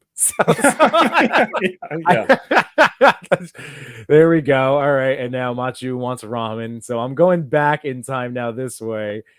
Team, heat your soup. Oh my god, you guys are too much. Yeah. Oh yeah, this is a solid soup talk. Okay, but No Joey did say the 78 Dio looks real cool. I was hoping he'd post his Mirage Tmnt Street Dio. Yeah, all that stuff, man, is so good. And then Frogman Finds, yeah, that's a great toy. Another toy website. Another Texas guy is hardtofindtoys.net. Renee. So just so you know, another Texas boy. Awesome. Yeah. I met him at Legion's Con, and he was super happy because the Astros just won the World Series. So he was very excited. Where are you in baseball fandom? Is that a I don't sports okay? at Fair. all, really. So that's kind of like it's always been one of those things. Anytime I work at a place, there's always like an elder gentleman that's like, "Yeah, man, you catch a game last night?" I'm like, "No, Yeah. man, I don't even know what you're talking about." But I have figured out you can skirt around it by saying, "Oh man, yeah, that last pass was crazy," or say something just general enough to usually get a good response, and they'll give you a nice too hard tap on the back and move on with their day. So That's too funny. You know what? I was more of the sports balls. Like I played before toy photography for like 10 years. I did amateur baseball, just amateur. But like I got to, I played baseball my whole life. Didn't play in college, and then discovered like adult amateur baseball, like recreation. I was like, oh, this is amazing. And I like ran a team and did it for like 10 years. And then as soon as I like retired, or just I stopped playing. I found toy photography, and that immediately like just sucked up all of my attention. And it's to this day where like I would say I'm a Yankees fan, but like I haven't caught like I love having a Yankee game on in the background, but like with my little kids around, like if the TV's on, it's usually like Coco Melon or some sort of toddler show. sure. So yeah, like I fell out of the sports. Although I play fantasy football, I somehow won. I got a co-championship because of the whole like awful thing that happened on the field in the championship game or something. So like I ended up just like, hey, I'll accept that. I'll accept split the pot. I'm totally cool with that. That's more toy money. But I don't know how I pulled it off because I was not. I used to listen to football podcasts, and now I listen to comic podcasts. Like sports have taken such a backseat in my life, but I'm okay with it. I played. I had some friends that they watched too much of the league, and they're like, "Yeah, we're funny like that. Let's have a football league or whatever, like fantasy league." And I jumped in on that, and I never knew what the hell was going on. Like, I don't know who these people are. Yeah. So what's funny though is I played football. I'm a big dude. Like I'm 6'3", like oh man. All right. So you're gonna tower over me, like, man. I'm I'm a big guy. So yeah, I played football for a little while, but I mean, I never cared about it. I'm not aggressive at all. I don't care. I was the guy like looking around at birds on the field. See, I know I have that competitive streak. But yeah, I'd rather just get along and I prefer, like, I found my inner peace like doing this stuff and like supporting people and like that makes me happy. That keeps me in this in this state of mind. I can't really see you being all that aggressive either. I mean, it's there. But like really, like yeah, I've it's like when they're like looking at my like past self, it's like, oh, it's a different guy. Like I'm in a different place now. I was joking earlier, but I do see you as like this like Snow White figure with like deer eating out of your hands and stuff in the forest. I try, man. That's all we can do. That's all I say. That's all we can do is try, Santi or Chewy goes, what? I really enjoy watching WWE documentary clips on TikTok. That's fair, man. Yeah, I guess that's also our attention spans these days, but everything, bite-sized stuff I can still keep track of. Welcome to the hardcore sport of toy photography. That's amazing. Just think the refs ruining. Oh yeah, that's true. The refs ruining the game. That's perfect. I will use that's a good one. Thank you. Add that to the mental Rolodex. Yeah. Cody goes, my feed is toys, wrestling, and philosophy. I like it. Yep. Mine's now like all of my algorithms show me toys, self-help, like self-improvement type stuff. And what else? An occasional woman, like not one, but like like you'll get the dancing or the I mean, I'm like, wife, I'm like, I know the algorithm's trying to out me that like I've watched this stuff, but maybe for a split second before, like just like and it's like they took that and was like, we're gonna throw more at you. I'm like, I don't want them. I just want the toys. I joke with my wife too. I'm like, I don't know where these thirst traps are coming from. Right. I'm not trying to see this because it's annoying. I know. Let's see. It'll figure. Because baseball are at school. That's great. My financial prospects will never quite recover. That's fair. When our school's football team wasn't great, but our logo was phenomenal. I love that. That's great, man. Yeah. Art school was interesting. Yeah. Oh, I'm sure, man. Because I went to Seton Hall, so I was just, I don't know. I'm like I teach middle school. And I always tell the kids, I'm like, look, I'm not going to be one of those adults that tells you like have to go to college. I'm like, that is some straight up indentured servitude. Like, if you can find other avenues, like find what you love to do and get really good at it. Like, that's it. Do a trade, man. You will never run out of business. If you that's oh, dude, my wife and I have already said like when as my kids get older, like my son, if he is more, not even my son, but if my daughter, whoever wants to be a little bit more mechanically inclined, like, hey, the world needs more plumbers, electricians, and HVAC people. You know what I mean? So like, we're open to that. Oh, is that a thing too? No, I always joke that if I was ever going to do a trade, it would be plumbing or work as a mortician, because people are going to keep dying and people are going to keep pooping. So that is true. You got job security. Yeah, that's fair. Toy talk. That's our boy Toy Father. Trade workers where I should have gone. He doesn't like being a principal. Come on. No, come on. Education. That's a very important thing. What we're doing. But yeah, don't say that, Chris. You're golden, man. Let's see. The best is the nerdy thirst traps. No, that's true. She's just a Mandalorian fan. I mean, that's a thing. It is. My wife is. She made the joke. She's like, what if I just started an account and like it was the figure here? And I'm like, yeah, you would grow way faster than me. That's exactly what would happen. What kind of share am I getting of the money? That's my question. Yeah, Yimbo Sports Everything. I like. Hey, like I said, there was a time. He gets Pablo Pascal fan cast videos. I do get a lot of those because he's been totally sexualized at this point. Dude, yeah, so many.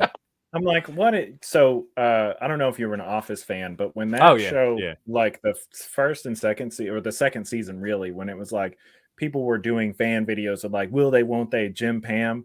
I remember I had a girlfriend at the time that all she would look at were those videos. She was like, oh my gosh. And I'm like, that's what these are now. Again, I'm like, why did this come back around? I don't need to see video edits of Pedro Pascal. I love Pedro Pascal, but I don't need to see all these. And I want to say too, Mr. Positive Guy, for anybody that like the thirst trap thing, good for them. Good for anybody pursuing that. Like, I'm not jealous of that space. Like, it's just like that is what will sell. Like, that is what will get eyeballs. So again, it's not a condemnation. It's just like, for what we're trying to do with the algorithm. Yeah. Like, it's interesting to see what shoots up the rankings real fast. So let's see. Do you have your Conchnu handy? Your home, right? Did you because you made one? Okay, yeah. So my Conchu, I was going to show you. Yes. So I did that, and that was just kind of fun. But this was the other one, and I've really thought about how far I wanted to go with this. But this is my other Conchu. Oh, here we go. We're flipping. Oh, this is my other Conchu. So I was like, oh man, how great would it be to make him a big, beefy? Just because I thought how ridiculous that was. But yes. No, my mommy's over here. He's over there. I don't have it all together at the moment, but okay. Well, that's okay, because then you'll be able to help me. I mean, I guess it's really not too hard of a concept to pull off, but I'm gonna unbox some stuff right now. Oof. Toy Father asked a question way earlier. Oh, thank you for helping me in that regard. I appreciate it. Toy Father, I think my TV is a 42-inch. I think that's what he was asking. But it creates enough height. What I had to do though is so the stand creates a gap between the TV and the ground, and so I took the stand off. But I was lucky enough that the stand that my TV had kind of was like a monitor stand. So it had like the back that screws into the back of the screen, and then screws that go into the base. And I took the ones out of the base, so it sits flush with the table. Oh, nice. Oh, that's really helpful. So that worked out. But I was going to mount it to the wall as well to make it, move a little easier. But that's fair. What I'm on now, so I always had, this is like, God, when my sister and I actually, when she had graduated, all right, so I'll give you another quick little backstory. So when I graduated college, I lived home for like 3 years. I was fortunate to have parents that didn't want me just out on the streets. They were like, save your money. And of course, I blew it at Best Buy and Toys R Us on toys and DVDs. Sure. But so I lived there for like 3 years. And then when my sister graduated, she ended up finding us an apartment in Morristown. So in this like little mini city in New Jersey. And it was awesome. So the two of us had that like for a few years. And that's where like I stopped the toy collecting for a little bit and focused on collectibles and drinking and going to the bars, like doing all like your mid to late 20s stuff. I forget where I was going with that now. I don't know, but I'm in. I'm all in. Yeah, I don't know. That's just more backstory. I don't know. There was a purpose to that. It'll come back to me. But yeah, your parents are really nice. My sorry to interrupt you. No, that's okay. This is just I always joking when I turned 18, my parents were like, so I went to school in my hometown. Like I went to school here where I grew up. We have a small college here. It's a good art school. And so they were like, you're going to live in the dorms. And I was like, why? And they were like, because we're moving into a smaller house. You can't move back in. Bye. Like, they're really supportive. They supported me through art school, but it was kind of a funny deal. I always joke that they moved into a smaller place so I couldn't come back home. I gotcha. Well, that's That is a thing that parents have done to their children. Yeah. Yeah, no, I lucked out. I got, they were very supportive in that regard. I can't remember where I was going with that story though. But yeah, all right. So it's fun facts for me, everybody. Oh yeah, Cody goes the Yimbo years. There you go.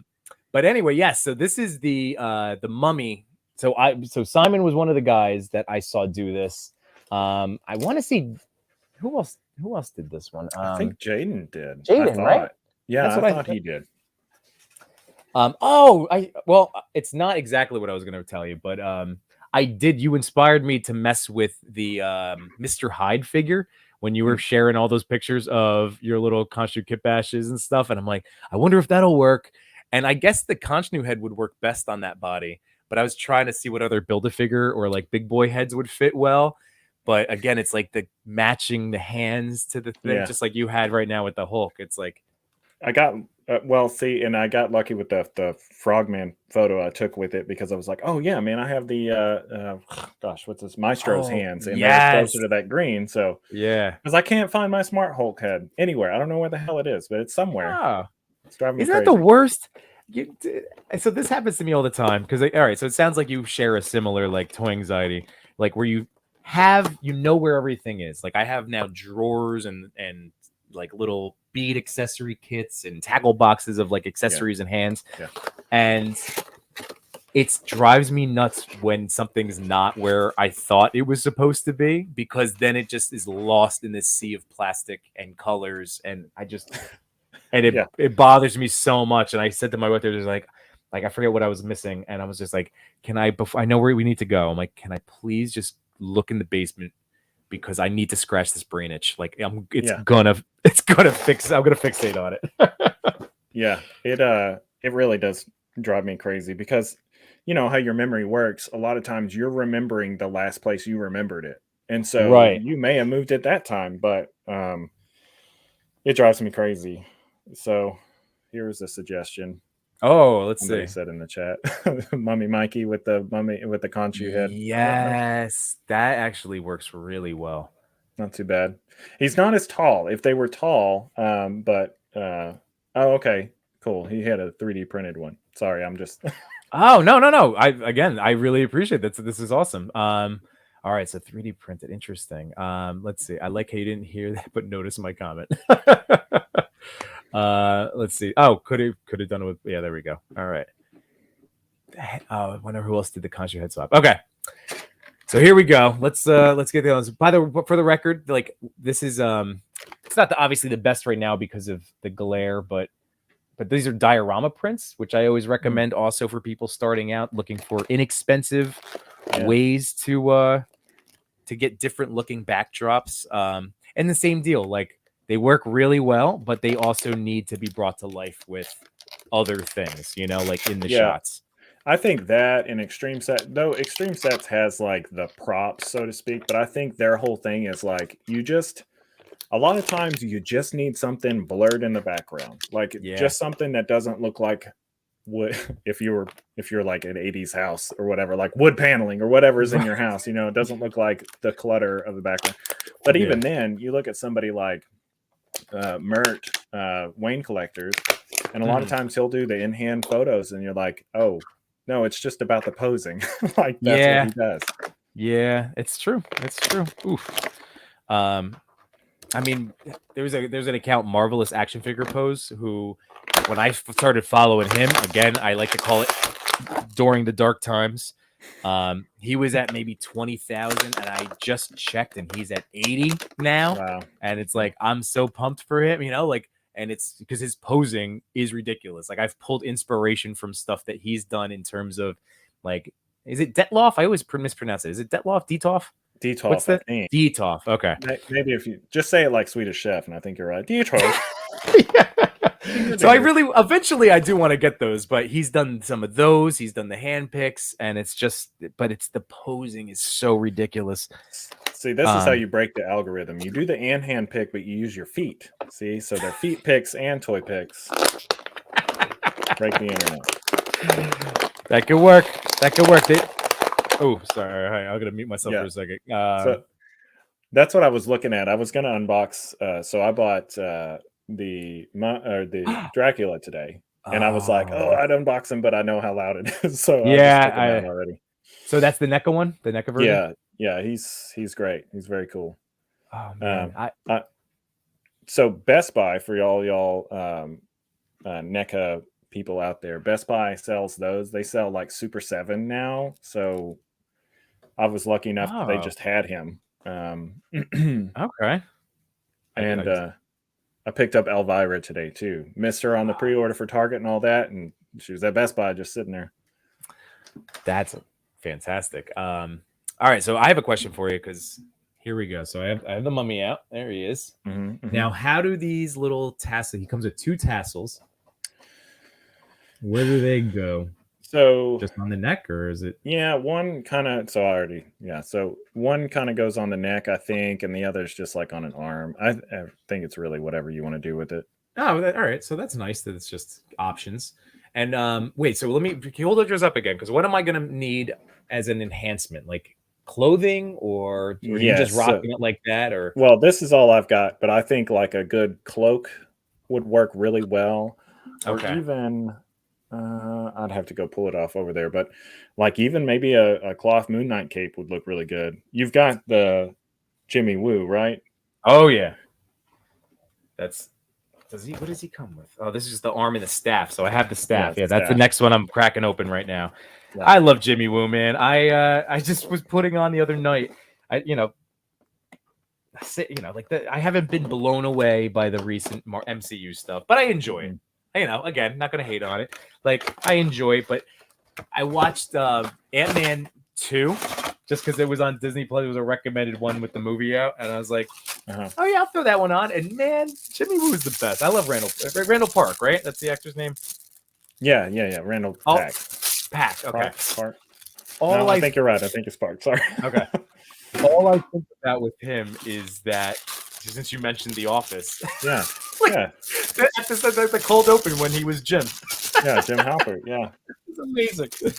That was a big thing. So Lex, for my podcast, he loves to just like drum. He just loves to piss off nerds because he's a huge nerd, but he loves to make people angry. And his thing was like, hey, did y'all see where John Krasinski was in the second, like his big MCU guy now? Oh my god. Yeah, he just loves to stir up controversy because people on there just cannot take a joke. On Twitter, he's on Twitter a lot, and they're like, excuse me, that's Randall Peck. It's like, whoa, dude, obviously.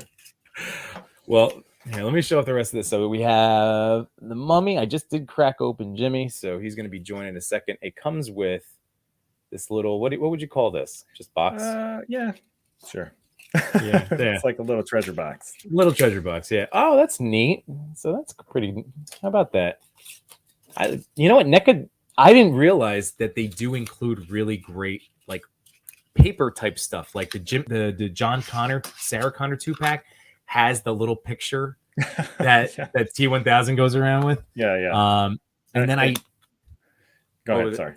Oh no, I was gonna say, and like the I think it was the Doc Brown comes with, and I still have to dig out the box, but the blueprint, like I didn't even realize that was in there. But yeah, what were you gonna point out?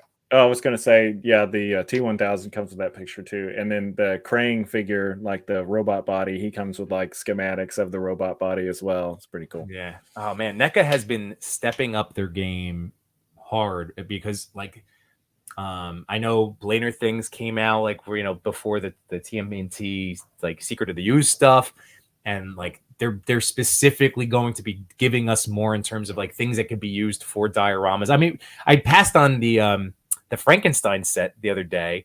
I had the mummy sarcophagus like accessory set pre-order at Big Bad. I ended up canceling it, but now I kind of want it because really now that I have the mummy. But so that like, all right, I gotta pop see you, Dr. Space Cape. He's going out. All right, we'll see you later, buddy. But let's see. Here we go. So for the accessory sets, the mummy one is pretty great. I really do like the sarcophagus. And it's not too bad for what it is. The Frankenstein one's really cool, but it is just a table. Like you kind of pop it together like a model kit, and it's just a table. But it comes with like an extra head that he's wrapped up and a few other things. It's still neat. I'm a big fan of Universal Monsters, and I don't know why, because I haven't seen any of the movies, but I just love. So I have all of them except for the Invisible Man. Just a big fan of the aesthetic, and I have those turtles for the same reason. Like I just love the aesthetic. So yeah. Well, here we go. I'm gonna try something out here. So I have. Oh, it's not gonna. Well, is it gonna fit? Ooh, wait. Now it doesn't match. Now that's a massive hand. I just realized he doesn't have a grip hand. Yeah, not great. You might be able to use two. So he's got his hands are weird because he comes like three right hands and right. Yeah. What? Yeah, I noticed that the other day. I was like, did I get a wrong thing? And then I looked it up online. It's like, no, because I was looking for an extra grip hand. Yeah. You might be able to cradle it with this hand there. I don't know. Okay. Yeah. So let me get his. So this is the whole point of doing this. So here you go. So there's the mummy. There's the head, but you've been seeing Simon doing it. And then I got the little wraps, which I'll figure out. I'm going to have to definitely work together some sort of cloth goodie type shawly. I don't know what you would call it. I think if you had some robe maybe, yeah. Yeah, I think if you got some like canvas or even almost like I don't know if it's called cheesecloth, but like something real thin like that, even like bandages, and just kind of hit those with like a stain of some sort. I think it would look really cool. Dude, this thing is massive. So that's what Jimmy came with. That's what I kind of wondered, because I was like, oh yeah, I'll just do that. And I was like, oh, but the head is like, even for a 7-inch figure, like the head is still humongous. Yeah. Oh, man, at Walmart today, I ran over there to get the second camera, and they had Red Skull and the classic Loki, but I just passed on classic Loki at my Target last weekend for $12 because I was trying to avoid buying this whole wave. And I really I don't need that Red Skull. Like, I'm not going to shoot him. And then same thing with like that classic Loki. He looks amazing, like great sculpt. But for me, and I have Lokis, and I didn't need to do that to myself. That's how they get you, though. That's the problem with Hasbro, in my opinion. Is like, so a lot of times if you want to get the Build-A-Figure, you might try to resell the toys, but it's like somebody might want Jimmy Woo, but I don't know anybody that it's on clearance for a reason. Like, nobody wanted it in the first place. They're not going to want it loose without the Build-A-Figure part. Dude, that was like the whole AOA wave. That was like one of the last waves I bought at full price, where I'm just like, oh, I really want that Colossus. And yeah, I haven't done anything with them, and then no one wants them. No one wants those figures. But there we go. So I'm very pumped to have this little area. It's such a massive. I'll make that work. That was the whole point, was like, I know that this is going to be a thing that I will use when I shoot Moon Knight, because I just wanted it in the background, it's just, he's a background guy. He's going to be, again, invoke in the back, and he'll just be chilling. I still can't get over this. This always still makes me chuckle. Yeah. I don't hate it, but it just makes me laugh. But you know what I've been doing with these is for any of my quote unquote premium figures, like my Revoltex and my Figure Arts, if I have an individual Tupperware thing, I will use these bags now so that they don't scuff each other up when the parts are moving around. That's smart. Yeah. So here's, I love Jimmy. You know what? This makes me happy. I see. Oh, he's so good. Look at it. Oh, there he is. Come on, get focused. Let's see. Get in there. No, you're still gonna. There he is. There he is. It's great. And of course, I got to get the card hand going.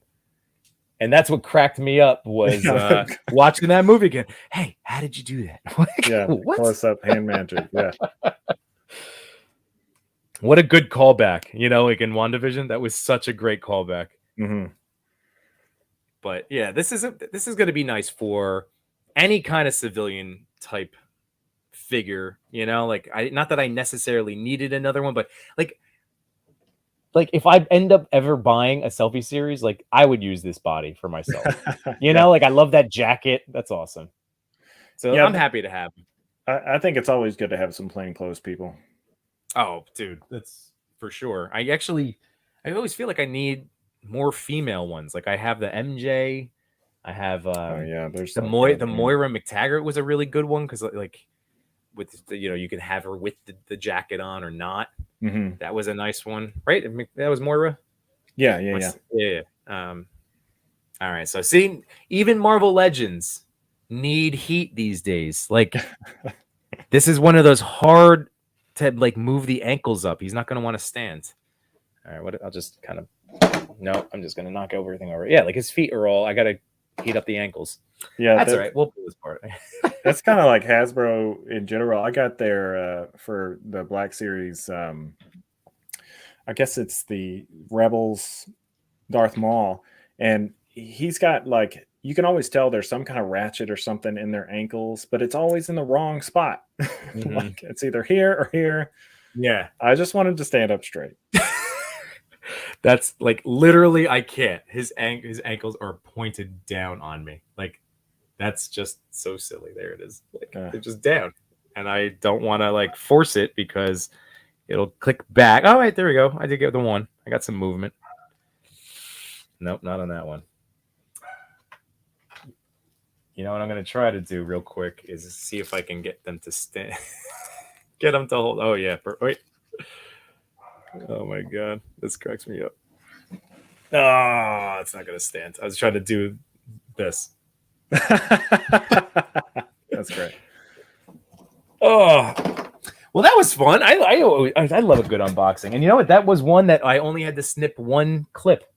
Instead of like NECA's usually has, I get a pile of the ties afterwards. I cannot stand. I'm like, nobody's trying to steal this, dude. They never go on sale. I mean, like I know they do. It's not like a really like a never thing, but it's I always have such a hard time like tracking anything down. I did get Biff, the first Marty. I finally got for like $23. On the app like a couple of weeks ago, but otherwise, like NECA, like they don't go on sale. And it kills me with these universals because I would probably try to army build the Mummy, but again, there's still 32. Like I have a stack at my Target, nobody's buying them, but right. And that kind of hurt. Like when I was decided to do this idea, and I was just like, look, we're not going to be able to wait for clearance. Like it's just not going to happen. Like they're just going to be 10 of them sitting here and they're fine with it. So I'm just gonna get it so I can do this idea. And she's like, all right.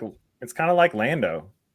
He'll never go on clearance either. There's gonna be a stack, never on clearance. Why? Yeah, I did end up getting Lando for $6. It was like during an app set, like through the Target app. Oh yeah. But was it the skiff one? The like when he's in the costume on the desert skiff or whatever? No, it was the regular Lando, the one that was literally in the stores forever and ever and ever and ever. But there, so there we go. There's my little beautiful unboxing for tonight. There we go. Whoop. Ooh, we caught it. Look at that. And that's I think the real thing to remember here is like if you're happy with that Khonshu, it cost you way less than buying the whole wave would have cost you. So even at $32, Now I forget my wife did buy me. She found Howard the Duck, but I haven't opened him yet because he was one that I was like, I'm gonna try to play the wait and see if I can price match game. I actually did that. I was so shocked. I love those Jack specific Mario toys. Did you get those movie ones at all? The only movie one I have is the Toad, which I really like because it comes with the backpack. Yeah. So I bought the whole wave because I was like, well, I'll just get Mario and Bowser, like the Bowser with the he blows the smoke and the light. Yeah. And and then when I saw that they were all up on the Target app, I was like, I'm just gonna buy them all.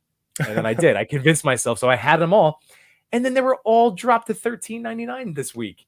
Yeah. And I was like, well, this is silly. And then I saw other people posting like that they were actually like clearance marked with like $13.99. I was like, that's nuts. Because they literally didn't come out too long. So I ended up rebuying and returning. And then the girl at Target was like, oh, I could just look up your account. I was like, no, please scan each individual receipt. Thank you. Like, I'm not trying to be a jerk.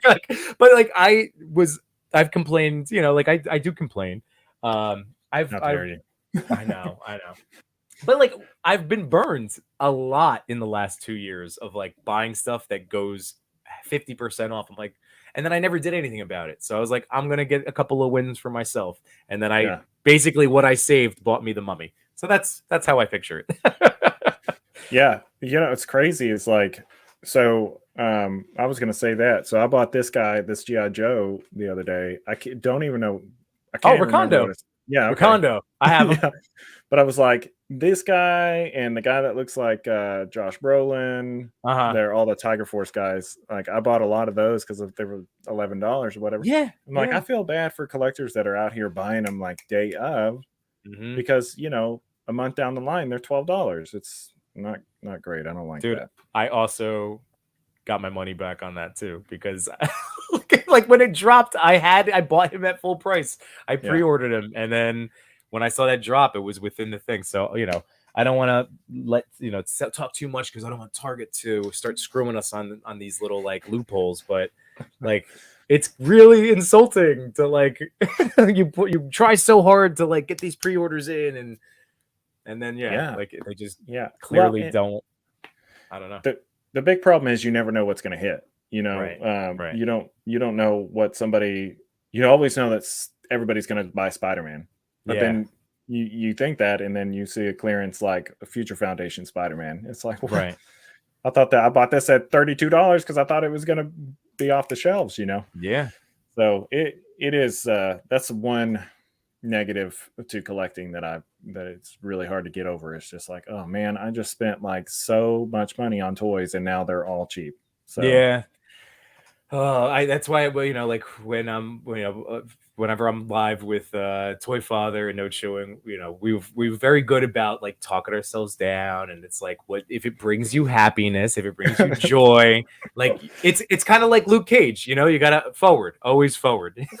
Forward always. That's how you can't go back. As soon as I sell something, I don't worry about if it's gone, and it's gone, Cody says he has seen some NECA clearance at Walmart. I've never ever seen anything. The only thing I've gotten, I did get a clearance, the Phantom at Walmart for like $10. So every once in a while. Yeah. This is interesting. When Toys R Us NECA came and collected the inventory and never went on clearance. That is fascinating, especially when you hear about Funko and what they're doing lately, and the landfill, and like what the like. It's so messed up. I don't even want to. That really hurt me. Yeah, I'm not really surprised by that at all. They produce so much stuff in hopes that one person will like that specific thing so much. I saw a TikTok, and it really made me think, because I have a few, but I've never really gotten into Pops because they don't move. Right. Like I put up a Superman. I have the Holy Trinity of DC. That's what I have. And but it was like the whole TikTok was like, I've never bought a Pop, but people in my life know that I like the thing, and they buy me a Pop because they saw the thing related to the thing that I like. And it's like, I even have some valuable ones, but I don't want these things. That's too funny. Like, I have a few Nickelodeon ones because I was like, oh, I've never seen a Rocko's Modern Life toy. I should probably buy this Pop. Yeah. But it's a weird animal, and it's sad. Especially with news like what they're doing, shuttering the whole Mondo thing that they bought just recently to make up for their own financial decisions. It's a bummer, man. It's a bummer, and I know that they could have easily, and I know I'm not the only person that came up with this idea, but literally when I read the landfill thing, my brain and so many other people went to like, you could donate those to like children's hospitals. They could still be write-offs, but they like don't want them out there. I'm like, but you made them. You created this plastic that we have to deal with now. Like at least you could have done something nice for people. If you're gonna do that, make it biodegradable. Yeah. All right, so we got some guys. So Wyatt, my man, Copper State Bricks, another awesome. If you don't follow him, just so you know, Simon, he's a great Lego photographer, but also is branching out into other scales. And Jaden, dude, I just need some sort of wardrobe, some roby thing, a burlap sack, if you will. There you go. It all figures if you already left, but thank you so much for joining, and hopefully you'll come back and catch the replay. All right, let me check something out real quick, because I haven't done one of these yet. I don't know how this is gonna work. I mean, I've done them on. Oh, let me say this. Oh, here we go. Is it a thing? Oh, this is great. Okay, it's easy. Anyway, StreamYard has like a giveaway feature where people will be able to type in a hashtag and then it populates like each individual person. So I'm gonna be doing that because like I was telling you before, and Instagram, I'm making some big boy decisions, to really help promote the stream and to make this like a even more of a thing in my life. I mean, it's already a huge thing in my life, but like where my wife will feel a little bit better about me buying toys. Yeah, there's a little ROI there. Yeah. so I have a PO box now. That was another big boy move. So I can do something like this. We are having a live giveaway right now. We'll throw this out there. So this is the SH Figure Arts Ultraman. It just happened, I got it in a mystery box, and I think it's really awesome. I love figure art stuff.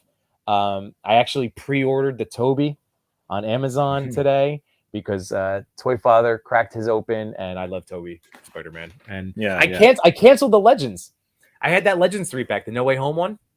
Oh yeah. I canceled it because I was like, that was $90 and Toby was 90. So I'm like, okay, I already have a ton of Tom Holland Spideys, like legend wise. Yeah. Did you do any of those? No. So I kind of quit collecting MCU stuff altogether, mainly because, you were talking about with Deadpool, he can be anywhere. With so many of those characters, the story's already out there and the movies are like where you see them. So in my mind, it was so hard for me to get out of this box other than just like, oh, the Falcon is flying, or, oh, Iron Man is flying. It was always just the same thing. So I sold off a lot of mine. But Tobey Maguire, I had to have that one because that's our Spider-Man, man. I know it is, dude. It is our dude. That's our guy. So you are getting that set? Mm-hmm. Yeah. Okay. Well, I'm getting that one. I'm getting Tobey. You're getting the figure art. Oh yeah, dude. You know what? We made a good choice. This is. I feel like this is a better choice for our collection. And like I said, like instead of getting a Tom Holland I already have that suit. I already have that figure.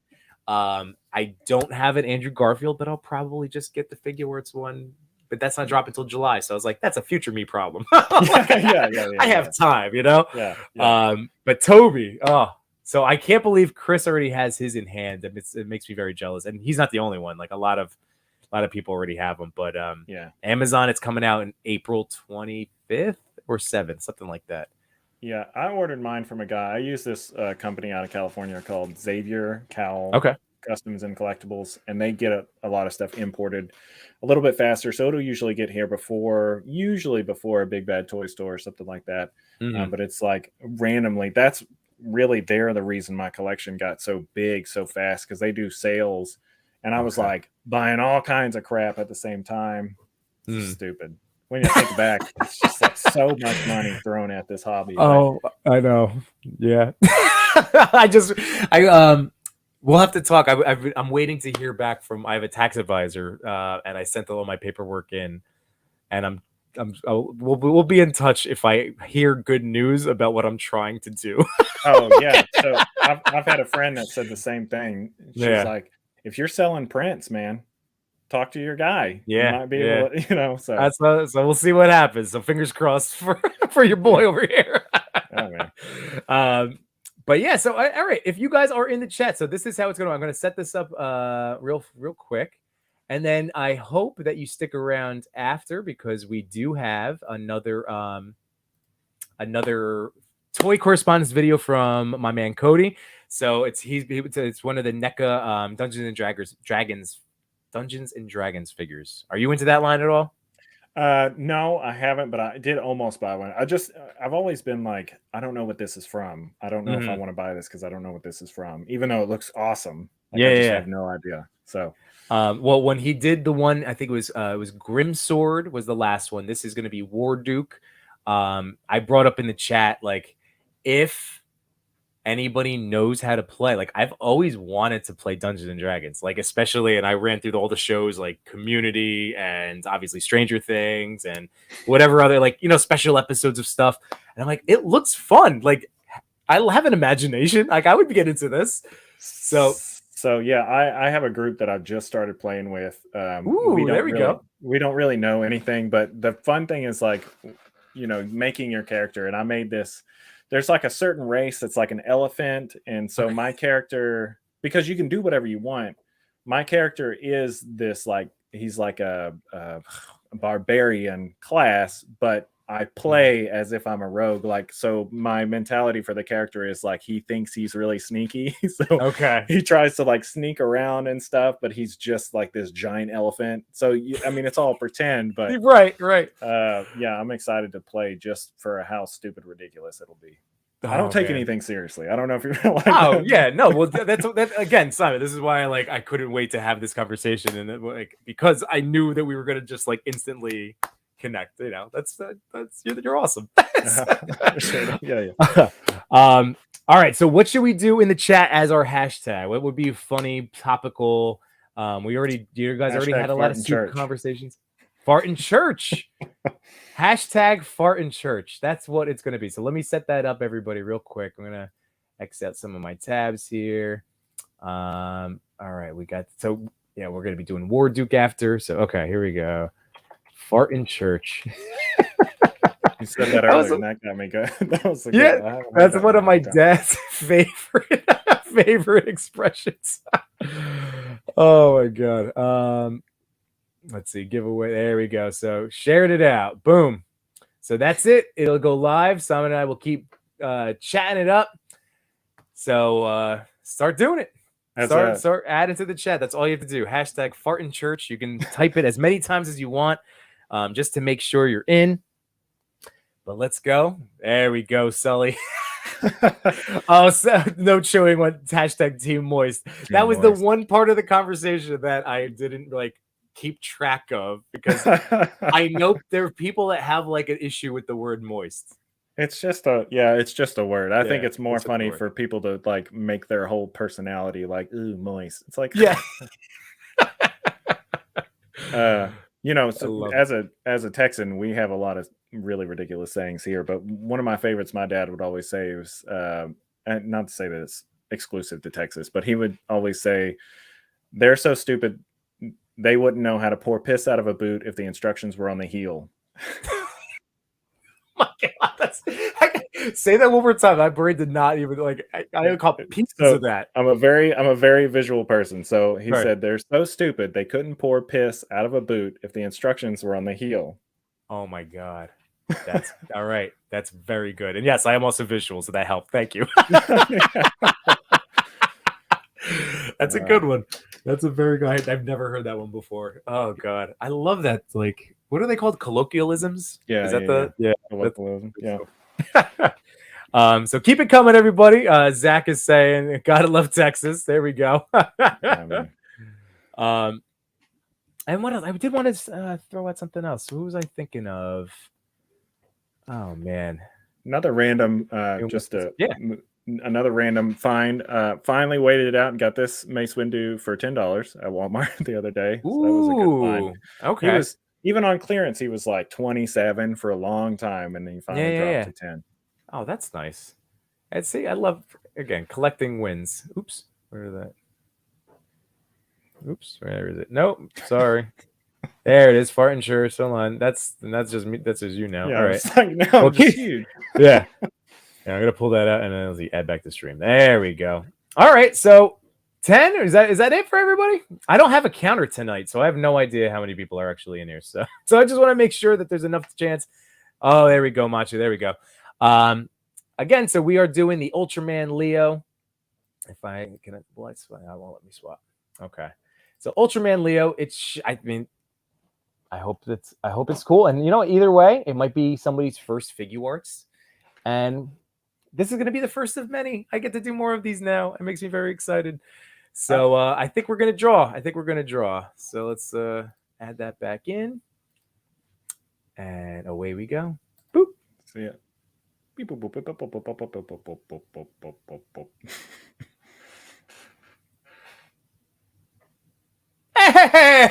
That is, I love it's so funny.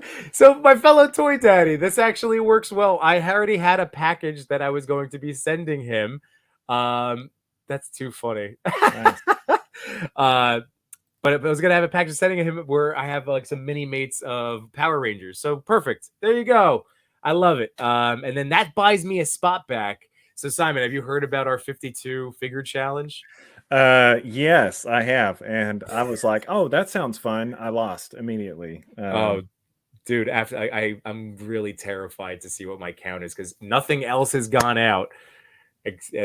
A lot just was ordered, so that's gonna be something. It's gonna be something. But yeah, it's definitely gonna increase. But it has helped me with like decision making. So like today, I went to GameStop with my brother-in-law and my nephew, and I was hoping like it was rewards week. It was a different one that I usually go to because it was down by his house, and nope, it was nothing but garbage. Like in my eye, like I was just saying, there was nothing there, and the stuff that was there that was marked on clearance, like it was a joke.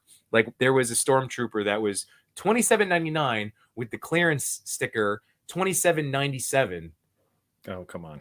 and then 30% off. And I'm like, you gotta be. This is who's running this business? Like Yeah. this is not a sale.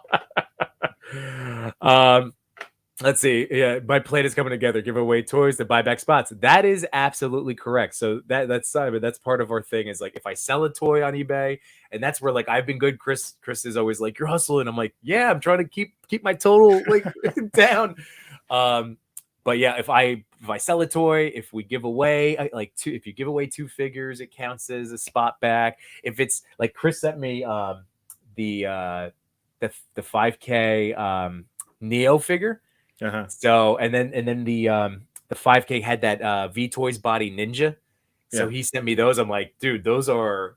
I was so thankful and appreciative. I was like, you get a spot back for each of those. You can have 2 spots back for each of those if you want. So I'm giving myself a full spot for this because it's a quote unquote premium figure. All right. So yes, these are we're all about the loopholes with doing this. Again, it's just to help kill the FOMO if you can. Keep toys being fun, like, and it's helping. It helps tremendously.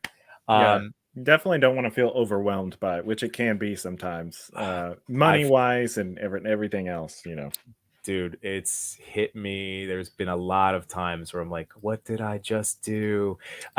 Last September, so not this September, but the one before it, I remember getting a box from Big Bad.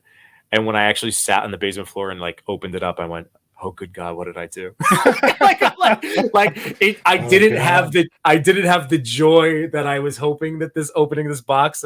I think because like the receipt was on top, and I went, "Oh no, that Mayfex Joker was in there." Oh.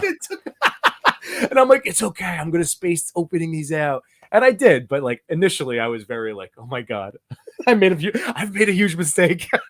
Yeah, I made a huge mistake. Yeah, that's I've got a pretty big purchase that I've been talking to Numbskull's Shots about.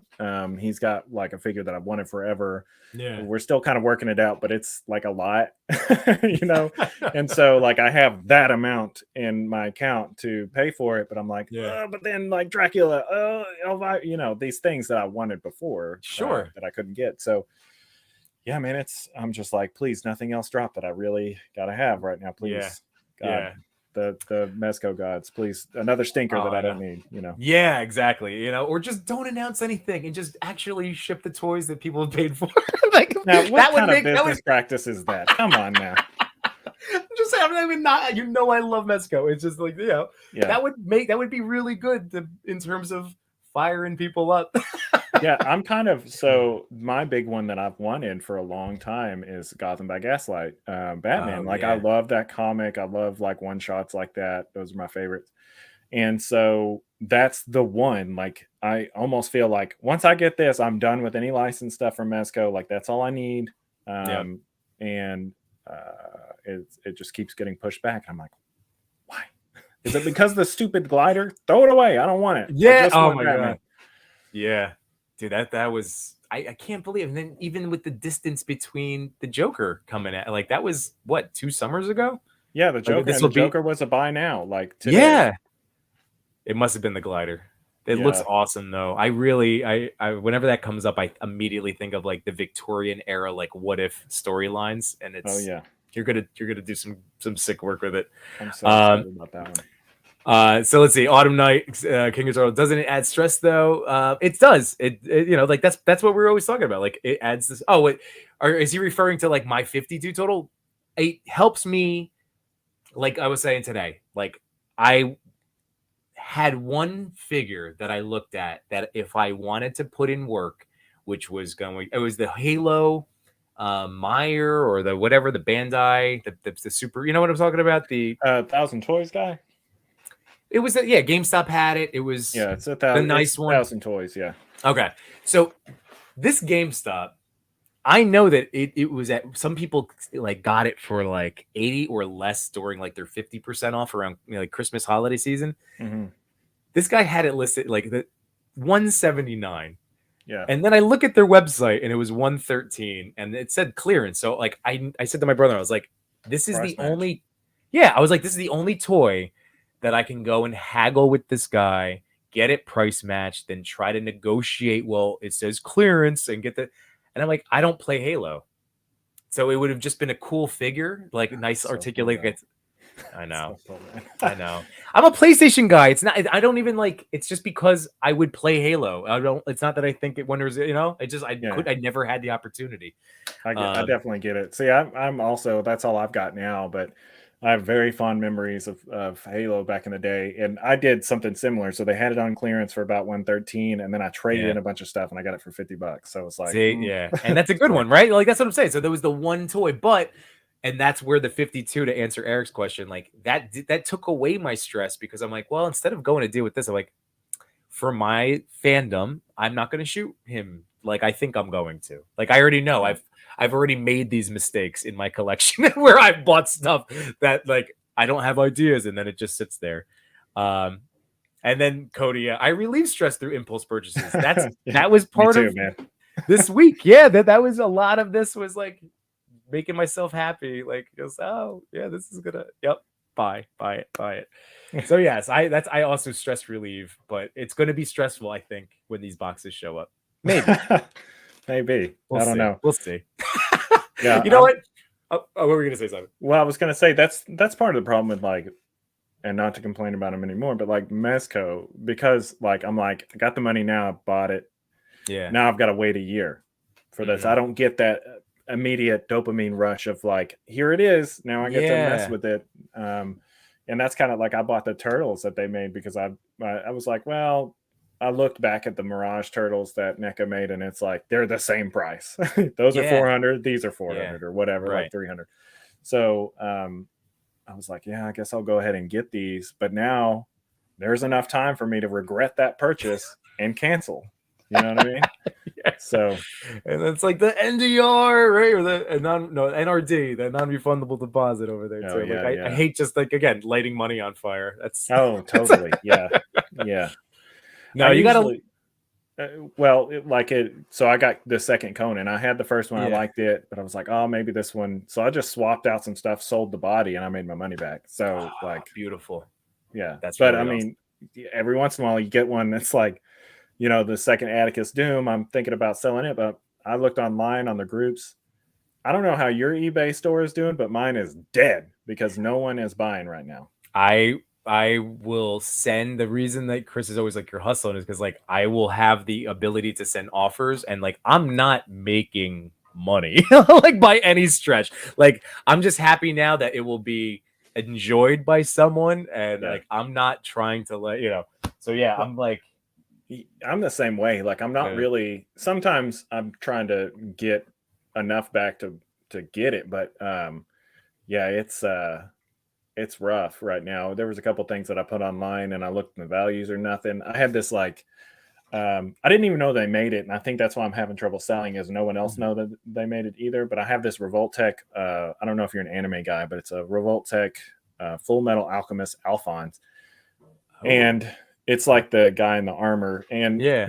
so I had one that's mostly complete, but I bought a 2-pack that had Ed in it off of eBay, Mhm. because I needed the older brother, but I didn't need another Alphonse. So I was like, I'll try to sell it, and I'm not trying to make money off of it. I'm just Yeah. trying to just a little bit back, Right. And it's like dead in the water, nothing.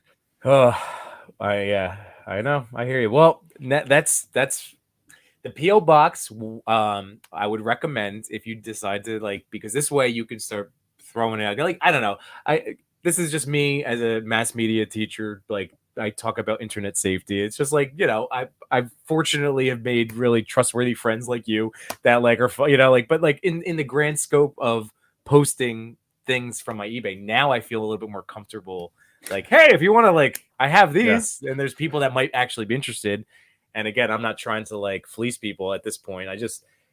I've even accepted the fact that I'm losing money on when I Yeah. bought some of these toys. Some of the McFarlanes, I'm like, oh yeah, I'm taking a loss. All right. Oh yeah, McFarlane's are like $5 a pop, selling it back or something. It's Yeah, tough, man. yeah, it's brutal. But um, that being said, I do live in Texas, so mhm. we have a lot of guns here. Nobody's really coming down here trying to do anything. That's I'm just fair. kidding, but Yeah. I'm kidding. But No, I know. Let's see. Otto says, I'm more stressed about companies going towards high price ticket prices. Items costing $400 a pop is insane. You either need to have rainy day funds or credit cards. Yeah. Like, I know Eric's thinking about Mattel Creations, and like they just dropped like the WCW entrance ramp for, but I don't know if they announced the price yet, but it is probably going to be anywhere from $300 to $400, and it's tough. I know what he's saying. Like, even like that, oh my god, the Super 7 like not turtle, the Super 7 Thunder Tank or the whatever. Thunder Tank. Yeah. It's like yeah, it's rough. Like, I'm waiting on the Cobra Hiss tank. That was my first foray into like, I'm gonna buy this thing and wait a year. Oh boy, Yeah, like, man. yeah. And they took that money as soon as that funded that day. It was 2 a.m. Boom, got my money, and now it's like, now I'm waiting. Anytime I want to get something big like that, I always joke with my wife, like it's an investment. You got to get in on the ground floor, Right. because later it's just going to be more expensive. You get it on the ground floor, the investment grows. Yeah. It's like, The one company that's worked out well is and not to again push you down this rabbit hole, but Mythic Legions, and like if you can get in on their pre-order. You're a pusher. That's what No, you I'm not even trying to say to like Oh, make it out. I'm just like, because they give you, if you pre-order the all-in, it's at like their cost whatever price, whatever cost price, but it was like 35 a figure instead of 55, in a retail store. And then they throw in one for free, like if you get the whole wave. So it is a nice deal. And then they do keep their value, if not increase, even if they're open. So like that's an important thing. That's huge, because I feel like, some of the stuff that I've bought is not worth what I thought it was when I maybe got it. It's crazy. Like, so one of the things that I've been trying to get rid of, not the whole thing, but it's like I like the tan and black pants Hazard Squad Gomez, and I like the other one, but I don't really need to. So I was like, sure, oh, I'll sell him in his little diorama box, no extra weapons, none of that, just the basic whatever. And I was like, I'm not trying to ask a lot, but usually Gomez go for a little bit more, and it's like crickets, Oof. I don't know. I don't know. It is because I have that box too, and even Vapor. Like, so I ended up. This is like now a while back, but I had just dropped him like on a carpeted floor, and I just picked him up, and I realized I broke, like, the foot popped off, and I'm like, I broke the peg, and I don't know what I'm doing. So it was by chance, I think during SummerCon or something, that like it went back up on their website. So I bought another Vapor so I could have a complete Vapor, and then I sold his body like for whatever, like again, whatever was going for. Like, I was just like, oh cool, like it was paying off. And then I have like his heads and accessories, and now nothing. So it's like, I just will give these, maybe that'll be another giveaway. I'll just be like, here, all right, Vapor heads and some of my bonus props that I don't need from them. I'm telling you guys, this is all the future. I'll be talking to you about giveaways. I'll be talking to you about those extra props. All right, sounds good. But yeah, like stuff like that though, like where like any Mezco head was like, oh, $25. Like that would be great to like take a little of the financial strain off if you only need one piece of a figure, you know. I think that's kind of the deal. Like, I bought that extra Atticus because I wanted some of the accessories because they always change things around. It's never the same figure. It's like, I right. wanted this from this, whatever. Same with Conan. But I've kind of thought about there's plenty of people that apart those out. So I think for a lot of those doubles, I'm just going to go on eBay and something and I'll pay $30 for the harness that I want instead of buying a whole new figure in hopes that I can sell part of it or whatever. Right. But it is interesting that sometimes you can get away with selling pieces and parts easier than it is to sell the whole figure. I don't know why. It's bizarre. I guess it's just, I don't know. Because like I said, it sounds like the two of us are just trying to like free up space and get a little bit of money back. That's all, and sometimes, it's nuts that like, look, it's the whole thing with like, no, this is a deal. Why do you need this? Yeah, like I've seen people, I'm almost positive that if I were just like Hazard Gomez body, I could probably sell it. And I mean, obviously it's less of a financial burden whoever's going to buy it, but sure, a lot of times the bodies will go for $80. So it's like, well, just pay me like $40 more and you can have all of it, Yes. Yeah, I know.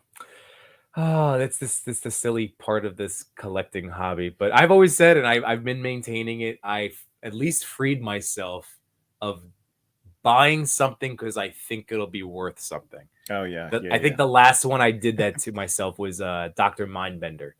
And I haven't opened him yet. And I haven't listed him or anything like that. Like I bought him to like, I was in my Joe phase. But now I'm like, I got my Joes and all right, I'll see what he's going for. But like that was my lad. Like I'm not I try not to like flip something. Like I don't like that whole scalping. I mean, people they got to do what they got to do. I get it. I'm not knocking it. It's part of the game, but it's frustrating. Thought I heard something fall. Yeah, it is like just like this dilemma, this moral dilemma. It's like, oh, it'd be great, because I've done the same thing. I buy something, hop on it because it's going to be, more popular or whatever. And I'm like, am I a scalper? Am I the problem? I'm just selling it for a little bit more, I know. But at least you never have to worry about competing with me now. That's what I've been saying. Like, especially this year, like just hard. Like I'm just like that 52 challenge has kept me really on point with just that. Like I just want what I want.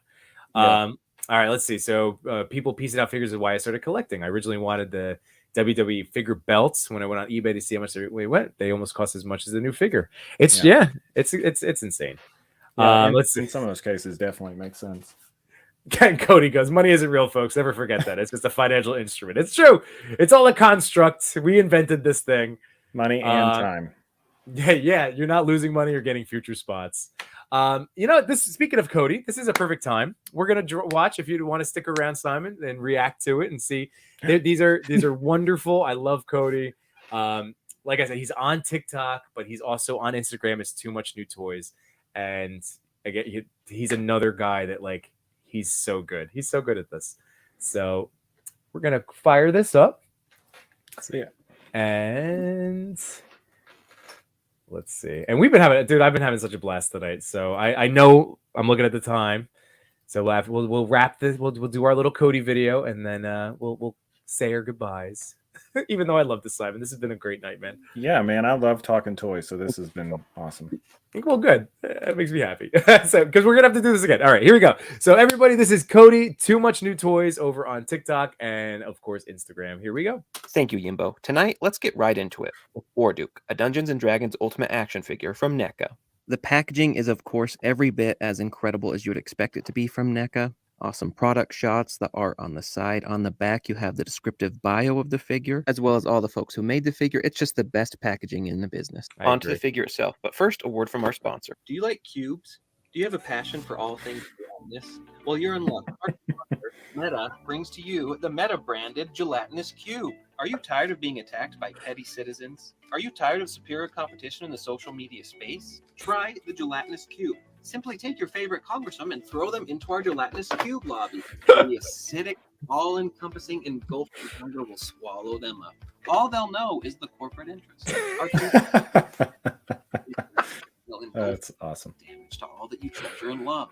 guaranteed to keep your profits safe. We have some marks to squash the competition, and it's good enough for you too.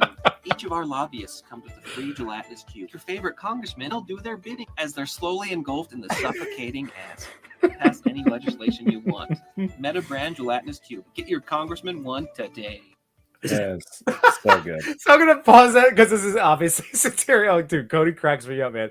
So, by the way, did you know that gelatinous? Like, I haven't seen that movie. He got an early viewing of it through Prime or some whatever it was, but he fell in love with it and then told me about this gelatinous cube. And it's on Amazon for $25, and I almost bought it in this like splurging I just did recently.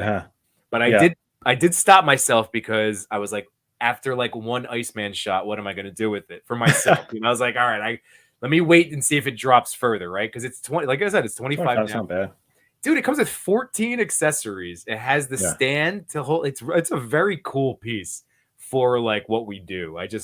I'm waiting for it to see if it drops more. But oh my God, Cody, you kill me with this. Killed it. That's hilarious. It's been a 100% satirical ad. We are in no way sponsored by Meta, and our views and opinions in no way reflect the opinions of Meta. Amazing. Me and Yimbo are rolling in the dough. Finally have Warduke free of his packaging. We have a stellar diorama, the red background. Love it. I struggled so much with the ties on this guy. I need a ton of Yimbo magic. He asked me for a picture of it in his suit today. This figure is jaw-dropping. It's insane how much detail they packed on this guy.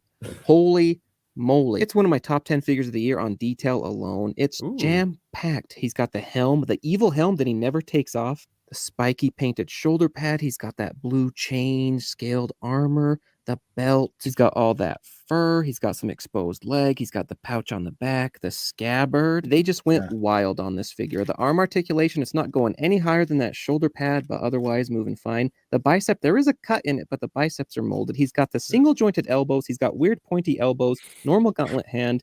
Here, the other arm, you can see more what we're working with. This bicep cut, the way it's molded, it doesn't quite turn very good. The single jointed elbow is fine, but it ends up with that overhanged pointy elbow, which I just find ugly. The only downside of this figure, he's doing the splits just fine. Single jointed knees. He's got the nice boot there, the foot that goes up and down, side to side like you would like. No problems there. And again, the knee, the single jointed body on a human, you just end up with weird pointy overhangs. I don't like that part. Everything else is stellar. Here we go to the shield. Look at this freaking shield. Has a great metallic feel and heft. You feel like you could use this to protect yourself. Let's get his awesome sword here. It's really unlocking my fantasy love. These awesome weapons. He's got a smaller sword, so much detail, and another sword, a curved dagger. Awesome fire effects, but when I try to get the blade in there, it's super tight. Team no heat. I don't even know if heating this would work. It's just so tight, and eventually I just forced it in there. So I felt like I was going to break it the whole time. That's as much as I'm going to try. Wow. Wowie wow. He's got the gauntlet hand with a looser grip. He's got the number 1 pointer finger and another grippy hand. Let's get that in this awesome shield here. Slides in pretty nice. The thumb, maybe I'm breaking that. No, it's fine. Get the arm in there. And again, I struggle with putting these in the shields. Dude, there's probably a better way, but it didn't feel super good. Felt like I was maybe going to break it, not getting it in there, but it worked out fine. He's holding his shield. Let's get his sword in hand. Conan's like that too. Coming off. Not sure like, where. The second gauntlet hand can't hold the sword. It's too big. I'm going to wedge it into the normal grippy gauntlet hand, and it's fine. More paint flakes. It's fine. Goes in there pretty good. Not really a struggle. Impressive. Him holding this flame sword. Yeah. Wow. It's my fantasy dreams come true. He has a little scabbard for the short sword, nice and detailed. He has another scabbard for the curved sword, but this one is super tight. I thought I maybe had them in the wrong one, so I switched them back and forth, but no. It's just this one, and eventually I jammed it in there. When in doubt, jam it in. And now he's all kitted out. I tried my best at posing him like on the box. Not bad. Not bad. This figure's blowing me away. Top 10, one of the best of the year. Look at him next to Zog, next to Grimsword. Wow, what a set. He's huge. They're huge. Big boys. Thank you, Cody. So like Cody's the man. So again, Simon, if you haven't checked him out now, you get a little taste of. He's so good. He's so good. Cody, thanks so much, man. Let's see. It's pretty cool. I don't know if it's $24 cool. I had a gift card and got it for 16. All right, fair. By the way, don't jam it. I scuffed the paint. Oh man, that is the worst. Team Heat. That's why I'm Team Heat, and Simon is just Team Lazy. So Team Lazy all day. If there's a heat source around, I'll do it. I have an electric kettle, which is really great. Yeah. But that's awesome. I was so close to buying that figure, so I might get it now. They had it at my local comic shop, so thank you for that, because that made it to that. Thank you for burdening me with that purchase decision now, because I will probably go buy it. Those they're really so Cody's gotten me to want like that Triceraton, but I left him for the hunt, and my targets have been like picked clean of Holothon stuff. He talked about the last Ronin last week, the red version, and then I ended up buying the shirtless one this week. I saw the red Ronin. There's a few of them at my store. That's like the only. If you see an accessory set, buy that for me. My store. Which one? Wait, which one? Which accessory set? Just Oh, the the little turtle, baby the turtle turtles. guys. Yeah, that's the. I'm sure they were super gone. My store has gotten nothing from Holothon. And it's sad. It's very sad. It is, especially when you see, like, that's part of like what we do. We see our feeds. We know they're in stores. We can see them traveling throughout the country. Right, it's like, yeah. when's my turn? Yeah. Oh, that's ridiculous. I kind of joke that we got a bunch of Bronx recently. I'm like, that was last year's Holothon. When am I going to see these accessory sets? Oh my god. Well, I wish you luck. That like the one solace I take is when you look on the app and it's like to see with in stores. What I found is if it says it's sold out, that means they were there and gone. But if it says not sold in the store, it's either not going to be sold in the store, like if it's a smaller Target, like one of the small ones, or they just haven't gotten them or put them out yet. So there still might be a chance. And I think there is. I have a buddy that works at the Target, and one day he was like, I see you up here a lot. Because I'm part of their, like, I also do like I go and I take a picture for NECA, like you can sponsor the store or whatever. You can take a picture of the shelves, and you get in a drawing for a gift certificate. So I do that all the time. And anyway, he was like, let me see what we've got. We've got a NECA box back there. I don't know where the rep is. I don't know why she hadn't put it out. He goes in the back. They had like Alf, Frankenstein, like or his expansion pack and all that. He was like, this was dated for late Feb and it's not out there yet. I'm like, dude, that sucks. And like, again, I'm well aware that like NECA has like the rep that has to come in. Like they can't even supposedly touch that stuff, well, let's see. So we already got enabled. We got somebody enabled. There we go. So Zach's got, Cody, you convinced me. I just bought him. I'm only holding out on those right now because Cody's winning me over of them, but because I haven't actually played D&D yet. But I will tell you, Simon, like Jaden is one of the big mods of the toy photography Discord. That it was the toy photography, but now it's the official TPC, like the little partnership thing now. And through that, and through when I mentioned this a couple weeks ago, like I know there's a plan to put together a virtual D&D session with toy photographers. So if you're interested, yeah, man, it's another like it's another app. It's another thing to use. Do you have a Discord? Yeah, I'm in that Discord. Oh, there you go. Yeah. So we use it a lot for Wednesday Pool as well, though I'm not active on that one at all.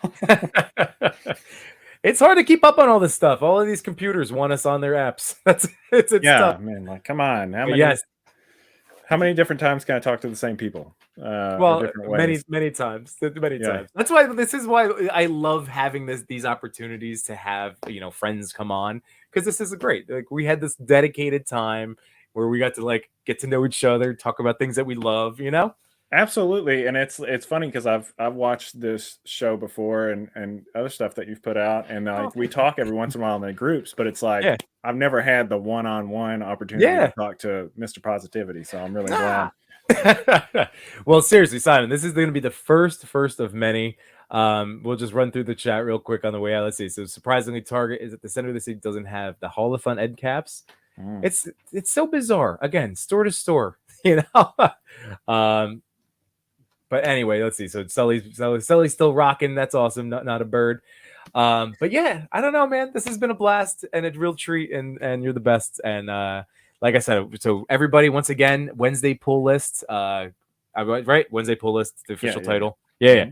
All the podcast places. They're awesome. They're really fantastic. If you haven't, if you're just discovering us through a YouTube search, Simon Toast. Seriously, beautiful stuff. Thanks, Simon, man. I love you, dude. This is awesome. Awesome. This has been great. Again, chat, thank you so much for hanging out with us. And I say it every week, but because I mean it, I appreciate you taking time out of all of your lives to come and hang out with us, talking about toys and toy photography and just, all the fun stuff. So thanks, everybody. And Cody, great show. Well, thank you for your segment, man. And Zach, appreciate you, brother. All right. That's it, everybody. Have a great night. And I'll talk to you soon. Peace. Bye.